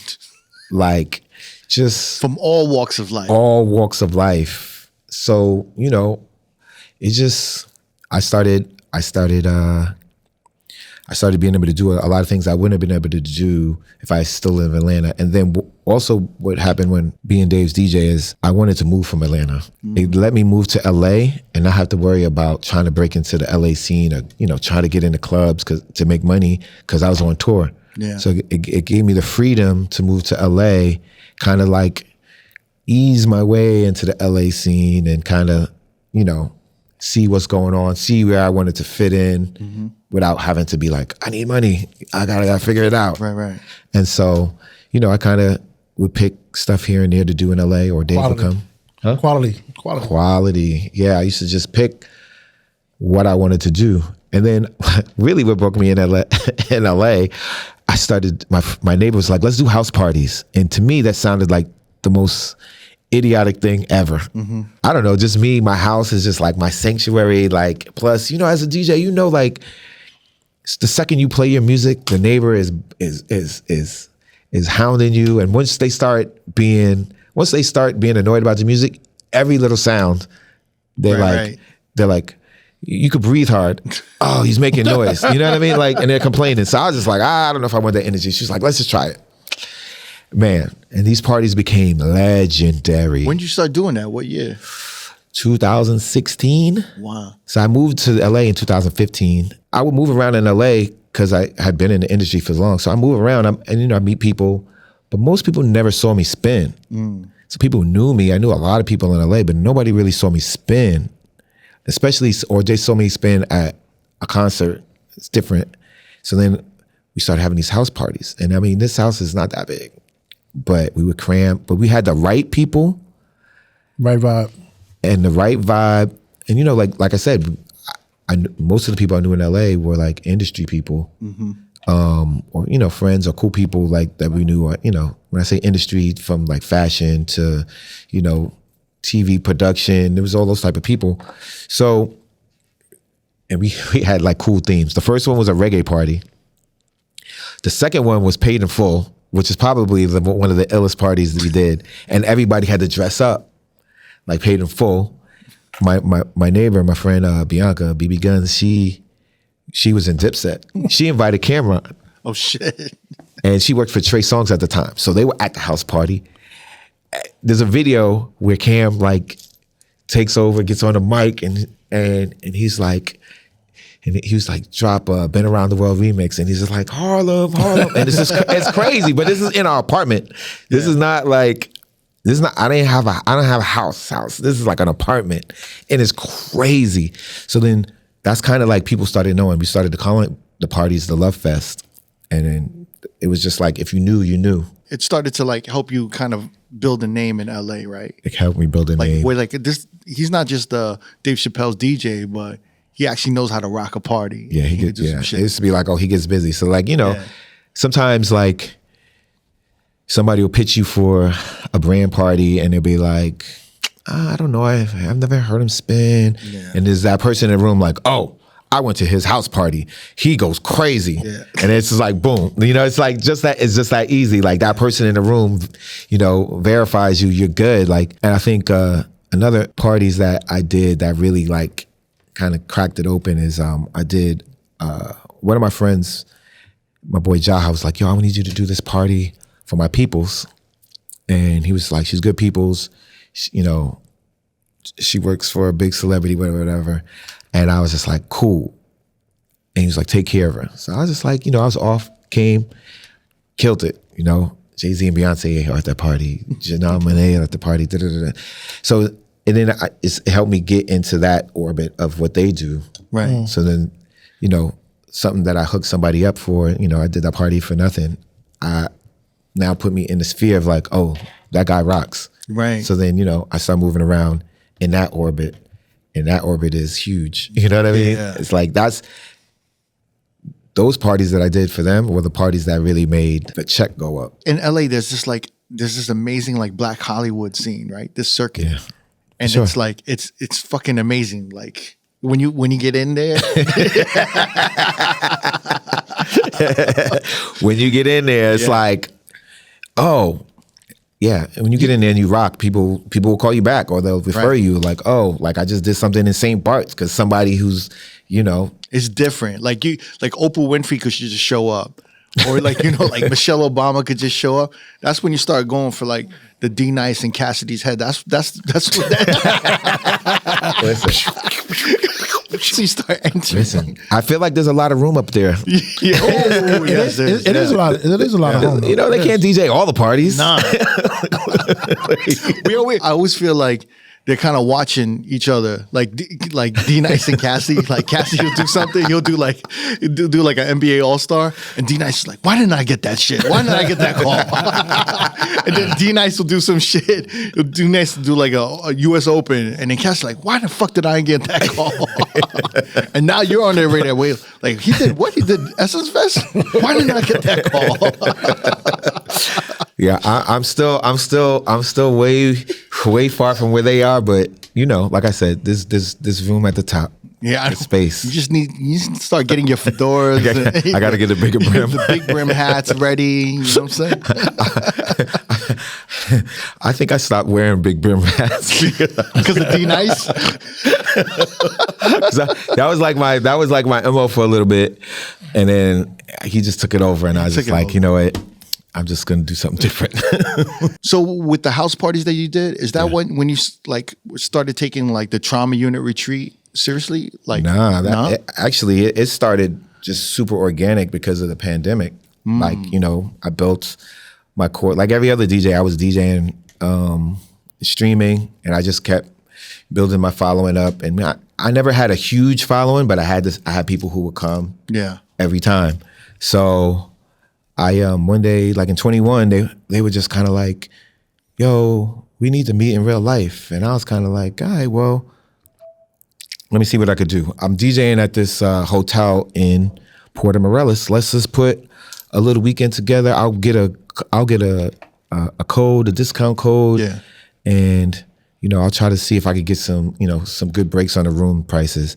So I hit the hotel. They're just like, yeah, well, if you get 10 people, 10 rooms, we'll upgrade you to like the presidential suite or something. In my head, I'm like, 10 people, that I'm not gonna get 10 people to come out here. And like in a week, I had like 25 people, and I was like, oh shit. And like I didn't have no plan. I didn't know what I was gonna do with all these people. I just was like, so I just like kind of hodgepodged a weekend together. We went to a dinner. I got the boats rented, and this is how organic it was. It'd be like, all right, I'm gonna pay for dinner. Everybody Venmo me. You know, like it was just like that type of. It was very like. Yeah. It was almost just like almost like a big, you know, like a gathering. Friendship.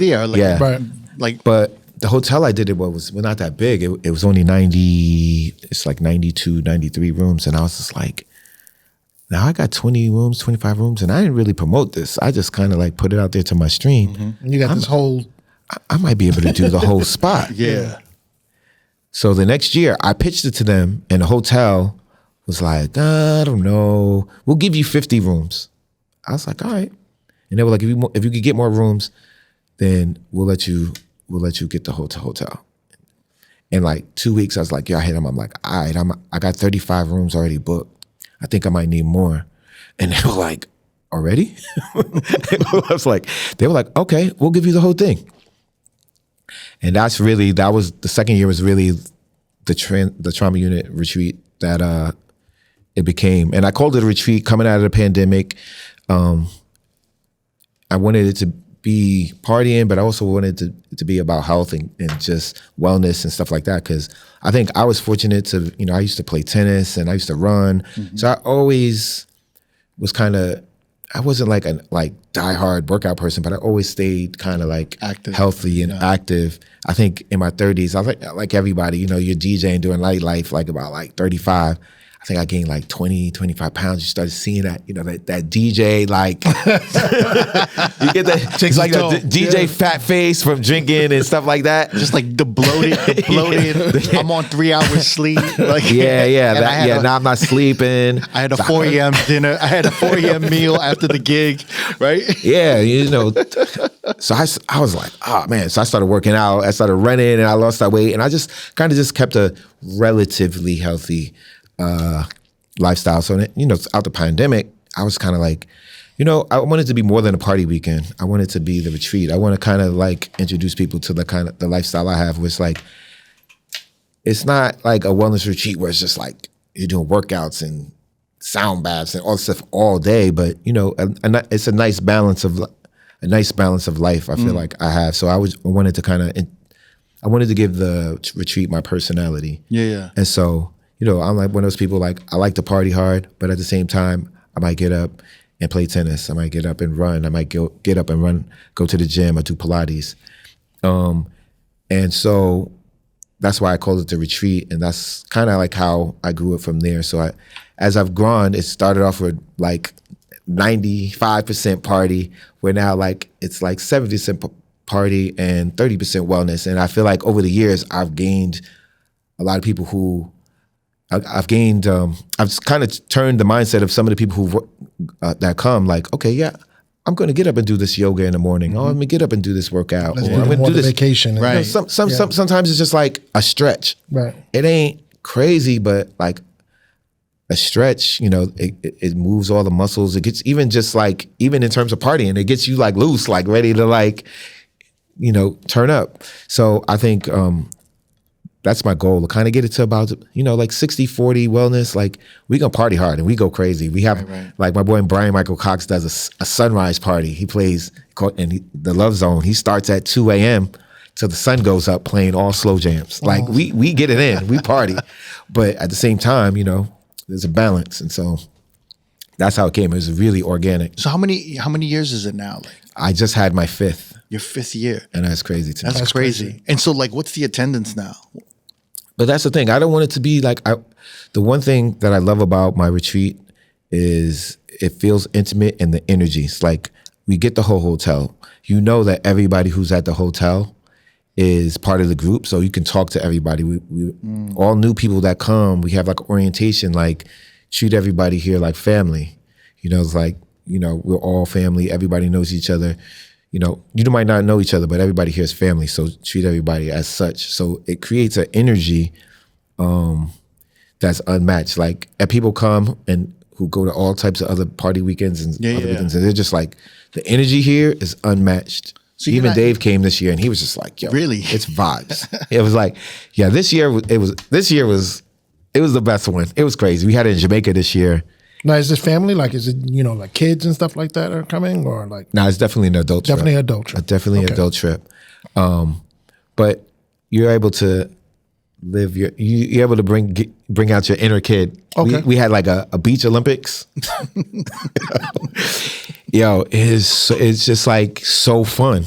And it's like you're just having real adult fun, like not adult fun, because that sounds like something different. But you're playing like you're a kid. You're having a good time. And it's like sometimes you're so stressed in your life, and your life is so real. You don't get those opportunities that often to do that. I mean, I feel like I do because I DJ and I'm outside. But for a lot of people, they don't get that opportunity to just, you know, leave their problems behind and just have fun. It's a real retreat. Yeah. So you're not trying to like expand it. You just want to just keep it intimate and authentic. I think I want to keep it intimate, but then like, you know, but you got to be need a referral to get in. I feel like that's need a referral. That's where I'm trying to go. Like, all right, this is my man. That he's good at that. He could come. That's what's up. I feel like as we get older, we don't want to be around 10,000 people for a weekend. You know what I mean? It's too much. You wanna be able to sit down. I think the special moments of the retreat are just like you go to breakfast and you're by yourself, your partner or your friends or your peoples aren't here yet, but you want to eat early. You see somebody sitting there, you're like, I can sit next to you, and you sit there and have a conversation, and now y'all are peoples. Like I see people, but I love, and it really feeds my soul is like, one, we have a group chat. So anybody who's ever been to the retreat is in this group chat. So you'll see somebody. There was a guy who was stuck in Atlanta because his flight was delayed. And he was like, man, does anybody know where I could eat or whatever? And like, you know, people were like, oh, yo, you're here. I'm going to come pick you up. I'm going to take you out to eat. Like, you know, stuff like that. That's dope. Like, those are the things. Yeah. So we're building a community. Those are the things that make me be like, okay, I'm on the right path. So you got the retreat. And you've been, let me say it. Yeah. So you got the retreat. And of course, you've been working with Dave Chappelle for like 12 plus years now. Yep.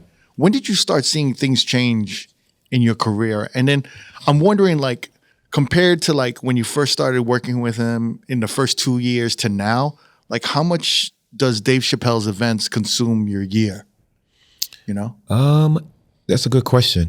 I think that those first few years are just trying to make sure you stay we worked a lot. I think we did smaller venues, so we worked a lot, and every show was a 2 a day. So I feel like back then it was just like, He was in re-entry mode, so it was probably a little bit more prevalent. Yeah. He's in re-entry mode, but he's also doing smaller venues, and he's really trying to hone what his material. So we're doing 2-a-days everywhere. Like we're like on the grind. We're on the tour bus, and I'm just trying to stay involved. You know what I mean? I'm trying to not do anything to get me kicked out the clique. You know what I mean? And so you're just like, I didn't understand how he moves. So I couldn't really, it was hard for me to book stuff. Like, I feel like now I kind of know the rhythm of when he's going to do stuff, when he's not going to do stuff. And so I think that just comes with time. I think so like, I feel like that first few years I was just doing only his stuff. I would still do my like big weekends, all-star weekends and Super Bowls and stuff like that, but I was really just doing his stuff. I think that after like 2017 was definitely like a breakout year for me. I did Beyonce and Jay's baby shower, which then crazy. And how do you get that call? Who gives you the call for? No, because I remember that little small party that I said I did. Oh, the house party, for nothing. Yeah, that's how. But and then that led to me doing Serena Williams' wedding. That's crazy. There's some that same year though. Also, Dave did his 30 years in comedy. So we did that residency at Radio City. So we did, I think we did 18 shows. Yeah. 18 shows in 25 days at Radio City, but every night we had an after party. And it's special guests. And we had special guests. We had the after parties. I was rocking the shows. I was rocking the after parties. And I got to, you get to meet a lot of people, or people get to see me do my thing. Right. Like on a consistent basis between the shows and then the after parties. So that was definitely like where like people just like, you just become where it's like people hear, oh, Chama's DJing the party. Oh, that's just gonna be lit. Like, I'll pull up. Like, it just the feeling about people hearing my name became just different. Yeah. These are like big stakes events. Yeah. Did you have to change your mindset and your approach to like DJing and shit? Like, when was the last time you did like a small club and you did like, 4 hours or like 4 or 5 hours from like, Not that long ago. Yeah. Not that long ago. I like I said, I do clubs to stay sharp. Oh, like practice. Cause that's what I do. I do a lot of like smaller gigs. Yeah. And I'm just like seeing what works, what songs are hitting, blah, blah, blah. Yeah. Cause there's a texture that clubs have that translates to when you're doing those big events, that if you're just doing big events, you can't feel it. You know what I mean? Like that song, or where people sing a song and stuff like that. You can't hone that skill at big parties. You know what I mean? Right. Like what's new, or what, in DJing, like in DJ world, there's always trends. Some songs are popping sometimes, and sometimes they just kind of fade to the back where they don't work as much. And you can't see that if you're not in the clubs. You're not like really in the mix. Like for me, at least I'm a vibe DJ. Like I need to feel the vibe. So like I like to create just like energy in a room. So it's like a story building with the records. So if you have 1 or 2 records that throw the vibe off, then you can't create that level of just like craziness that you might be trying to get to. Yeah. So to me, I have to stay doing parties at least a few times a year, like that are just like not industry, not having nothing to do with celebrity, that are just like parties, like what's popping in the streets. Like I think it's kind of like how like rappers, like you need to know what's going on in the streets. You know what I mean? Period. And I like I said, I consider myself an artist. Well, like comedians, you gotta work out. You gotta go to those clubs. You know what? Actually, that's probably where I really got it from. It's like no matter how big a comedian is, they have to go back to the clubs and work on their material. And I treat it the same way. I have to go and test routines out. Like, like the things that separates a good DJ from a great DJ, everybody plays the same songs. It's the secret sauce that you put on it that takes you from a club DJ to a brand or Right. club DJ to celebrity DJ. So, you know, in the clubs, I could work on my secret sauce. It's like, oh no, that has too much salt on it. You know what I mean? Right, like, right. I can't do that. Like, Yeah, it also like you have to practice and stay sharp and like remember the songs that work and like not forget them and just have to like, because when you're DJing, a lot of it is reflex. I mean, it's a lot of thinking, but a lot of it is like reflex. Because it's like you got to stay sharp. It's like when you see certain DJs that they start getting big, they start doing events, and then you see them in a club environment, their reflexes are like they're a little dull, a little slower, and you see like they start getting a little Second like, guess. yeah, you can see them yeah. like Right. And I can always tell when I haven't DJed a long time, like that happens. And I did Essence Festival, so I was doing the main stage, and I just felt, and a lot of it is just I'm in my head sometimes. You know, you could be in your heads like there's 60,000 people. I have to like demolish this. I 1,000% was in my head, and I was like, what should I play? What should I play? And a big shout out to my boy Kenny Burns. He was just like, I don't know if he's seen me like kind of like trying to figure it out, but he was like, yo, this is what we're gonna do. You're gonna play this record, and then we're gonna start off with this record, and then we're gonna go from there. And just that one little nugget, Yeah. and I was like, I'm back. Yeah. Like soon as I said, I was like, oh, I know where I'm gonna go. It's like boom. Now I line my whole like, because I was doing like in between sets, so I was like, I only get like 5 records at a time max. So I was just like, you got to hit it like and go crazy right in those 5 minutes, go big. So like, but I just felt a little bit out of like my comfort zone in terms of like I hadn't been doing parties like that. But I don't know. I just didn't feel sharp. But that one little thing, now I was like, I'm back. Reflexes. I was just like, boom.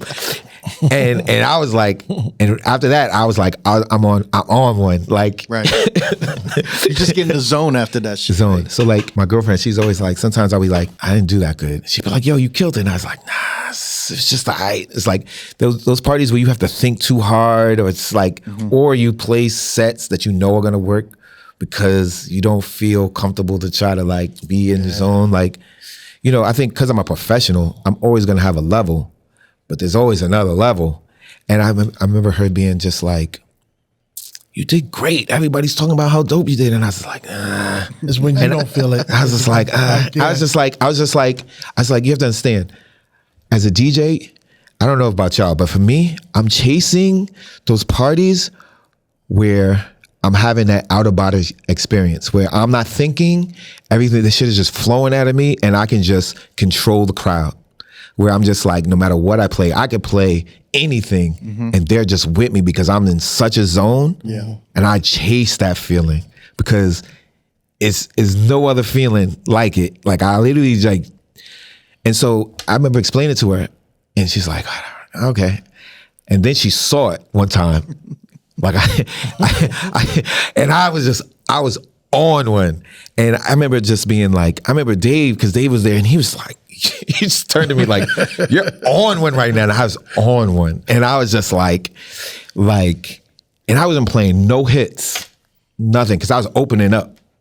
And I was just like, I was opening up for Jazzy Jeff, and I was just like, I have to be, I'm gonna play no hits. I'm just gonna go crazy. I gotta like, you know what I mean? I like, when you're opening for one of your icons, you just, sometimes it could work in your benefit because you might be too much in your head, but I think I was just like, man, on one. And then it's like, and when I got off, she was just like, okay, I understand. Because I don't know about you, but I chase those moments because they don't happen all the time. Yeah, we're always in search for those moments, right? And it's like sometimes we get spoiled because it's like we'll have a couple months where we're like, damn, man, it seems like so like we're just going through we're just going through the motions, right? And so like, yeah, we're always just fiending for that out of body experience, get in the zone. Yeah. Where you're just eye to eye with the crowd.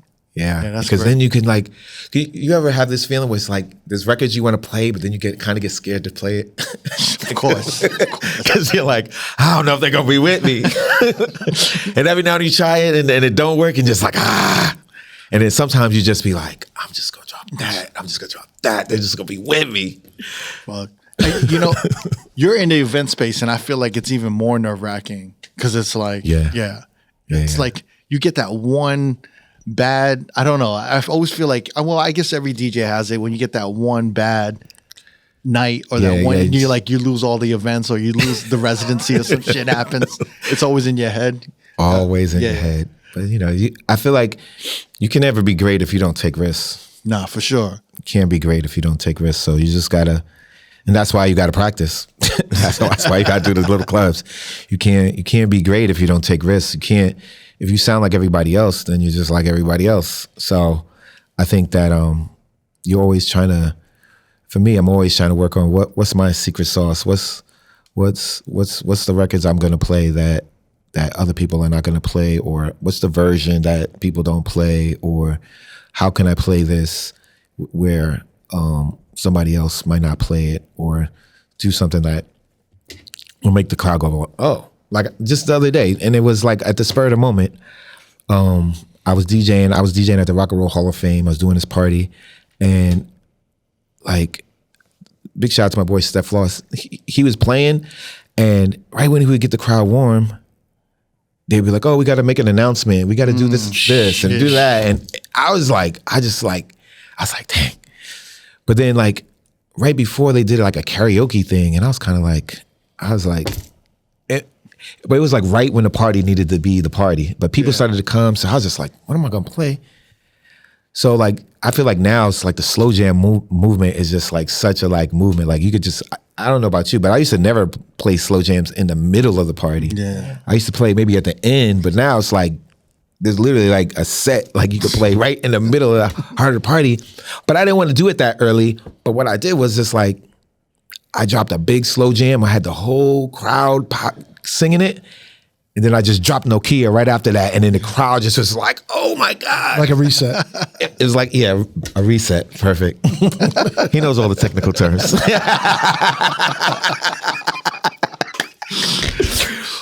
But like, you know, it's like, you gotta try do different things, because you just, that's the magic. Yeah. So like you got Soul in the Horn this week. Soul in the Horn this week. You're gonna prep. Hopefully you get an out of body experience at Soul in the Horn. I'm excited. I like the parties where I have to like really prepare for it. It's just, I don't know. I feel like that's what we do it for. Like, you know what I mean? Like, get that best moment going. You do it so you could be challenged. You do it for the love of the music. So it's like the process for me is the fun part. It's a stressful part, but it's also the fun part, because now I'm like listening to music that I haven't listened to in a while. I'm like digging for stuff where sometimes you might not do that on a daily basis, but those parties that I got to show up, or I got to try to do something different, where I might sit on my computer for like 4 or 5 hours just listening to music, like just going through songs, just listening to music, and then and some of the stuff that I might play, this might not work for here, but I need to add that to this. So it's like. I feel like the music is always what it's about, the music and the people. So for sure, I think that those special parties give you that chance to like get reconnected with the music. Mm-hmm. Hey, when are you back on the road with Dave Chappelle? Well, it's Chappelle Summer Camp. It's coming up. It's coming up. Yeah, the second and third weekend are coming up in August. So that's what is that exactly? Well, during the pandemic, Dave decided that he wanted to do shows outside. Oh, that's right. So the summer camp started with that. When he had all the comedians coming through, and they were just like performing in Ohio. I've done a lot of stuff, but I don't think I've done anything where I knew at the moment that this was a once in a lifetime thing. Yeah, and that it was special. Like I think everybody knew, no matter what the celebrity was or whoever came. Everybody knew like this was a special moment in time. And for people that don't know, basically, Dave started doing shows outside, and he first did the first day he did that kind of like a monologue about George Floyd, because it started kind of like right around that time, and he put it on YouTube, and that kind of was like crazy, and I think he won a Grammy for that. But he wanted to like, he felt like everybody separating. It it wasn't good for people. People needed to be connected. And I think he was like, he's going to do these shows, and his town was going to suffer if he's from a small town called Yellow Springs. His town was going to suffer, because the businesses were going to go out of business because there was nobody was out. So he did these small shows. The first one was 60 people. You basically would be 2 chairs and they would paint a circle around 6 feet around the chairs in a huge field. This field is huge. To give you a comparison, now there's 1,700 seats in that field. So we went from 60 to 1,700. So over that summer of 2020, started there, and he brought the whole crew in. We had testing early, like before kind of anybody. So you're talking about June 2020 when it was like crazy outside. And so we were testing, and we were kind of naive. So everybody's like, we test and we're good. Everybody stay in our bubble and we should be good. And we would test every week, and every week he would bring different artists in town. And I mean, every comedians, artists, but it just became like this community, and everybody, it would be like, yo, I remember one time it was just like me, Cypher, Questlove, Common, and like Cypher is like the hip hop historian. He's just asking all these questions. He's like picking Questlove's brain. And like I said, I'm quiet, so I'm just sitting there absorbing, just listening to the stories. Or then also at the same time, Dave was filming his Midnight Miracle podcast. So so then you'd have with Mos Def and Kweli, right? Mos Def and Kweli, but then everybody's in town, so everybody's everybody be there. So I remember one distinct week, it was Quest, it was Common, it was Erykah Badu, IDK was there. Who else was there? John Hamm, and it's such an eclectic group. Tiffany Haddish, Bradley Cooper, Moni Love, Moni Love. And they start talking about Prince stories. They start talking this, and I'm just sitting there like I was at the time I was DJing the podcast, but I would be so like into the stories, and they'd be like, I'd be like, these stories would be so insane. Like Moni Love gave the how she came up with Moni in the Middle story. You're just like, I'm like, that was my song, So yeah, so then we did 54 shows. He flew everybody in from like Kevin Hart to Trevor Noah to David Letterman, Chelsea Handler. I mean, the list is so long. Joe Coy, like everybody, because none of the comedians were working, so they would come in and just he was flying everybody in private jet. So that moment, and it was just such a moment in history, and we ended up calling it Chappelle Summer Camp because, like I said, this community, we're hanging out together, we're kayaking like once a week. We started having kickball games. Yeah, we have a game night, spades night. So it became like a summer camp. So we started calling it summer camp. We would eat together, because at the time nobody was working, so Dave would have like meals, and he would have the chef cooking. It's like Dave Chappelle's playlist retreat, like that Jazzy Jeff has for the most part. Except it's very comedians similar. And like actors. Very similar. Yeah, and then so we did 54 shows that summer. Oh shit! Like a lot. We were there for 4 months.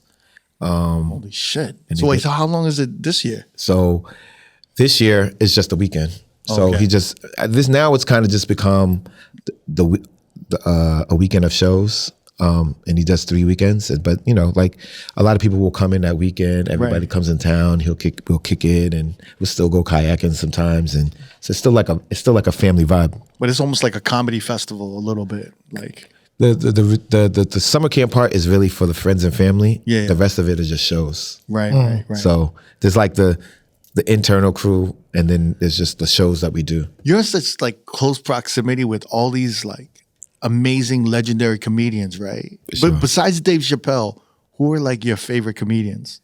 Chris Rock was my favorite comedian for a long time. So, and we toured with him. So Chris Rock for sure. I think, it's just like, it's so many that I like Joe Coy. I really like his stuff. Man, there's so many people that is like even, and you know what I like too? Like when Kevin Hart came to Ohio, he did a whole different set than he'd be doing everything. He demolished it. Really? Crushed. And I was just like, oh, okay. When you're DJing this shit, is Cypher trying to always get on or something? I'll be trying to get Cypher to get on. Give me a break. Russell like I'm Peters. a comedian now. I'm a comedian now. You know? Is that what he says? But it's like sometimes he'll do like some of the gigs I can't do or whatever. He'll DJ and do comedy too. So like some of the smaller parts, some of the smaller shows now he'll do both. So it's all family. Russell Peters too. He'll hop on sometimes. Oh yeah, he be trying to talk shit. He tried to talk shit because I was on CDJs, and I was like, fam. I couldn't really talk that much shit because he's kind of nice. He's nasty. He's fucking nasty. But I was just like, bro, like it's the same thing. I mean, you know, on the road. All right, we're gonna need the hookup. We're gonna need some comedians. We to gonna come. need some hookup. We definitely want Russell Peters on. Oh yeah, he's nice with it though. Yeah, and shout to his DJ starting from scratch. Yep. Yeah. For sure. You know, it's interesting now. Like, I love to see like when we do shows with other comedians have like their DJs out. Yeah. It's always fun. Is it like beef? Y'all gotta like see who's the top of the line. Listen, you know what it is? All the like Russell Peters is like Russell Peters, Dave Chappelle like having bets. Like, yo, who's gonna take your boy out? My boy's gonna clean you. He's gonna wash him. That's crazy. The funny thing is, it's the opposite because we're all like, man, we have the best jobs ever. Right. That's I feel like every DJ that DJs for a comedian is like, this is the best job ever. You're like, you must know exactly what Dave wants to hear. Like, nah. I just ask. I mean, I know a lot of the things they like. So what people will see us do parties and shows, and it seems like I'm in his brain because sometimes he'll say something, and because we've done so many things together, there's just a chemistry and like I'll know like, okay, he said that, and he might be just talking. And I'll be like, I know where he's about to go with that. Boom. And then it's like he might start singing a song, and then I drop the song in, and people are always like, do y'all rehearse that? And I was just like, it's just, you already know. It's just time. It's just we've been doing it for so long. So I just be doing. When you're doing like let's say you're doing an event and Dave's there, do you have like, you already know like, yo, these are Dave's top 3 songs. There's like a batch of songs that I definitely have like a. What's like the like, Dave crate? Yeah, what's like the Dave crate? Like 5 songs from the Dave crate. Creep, Radiohead. Okay. Bobby Caldwell, what you want to do for love? Like for anything Prince for sure. Let me think. What about some hip hop joints? Those are definitely like Nirvana for sure. Really? And then it's like all types of hip hop records. There's all like right, we got so it from many. here. Cricket, you heard? Yeah. We got enough. We know enough. We got it from here. You don't take this motherfucker.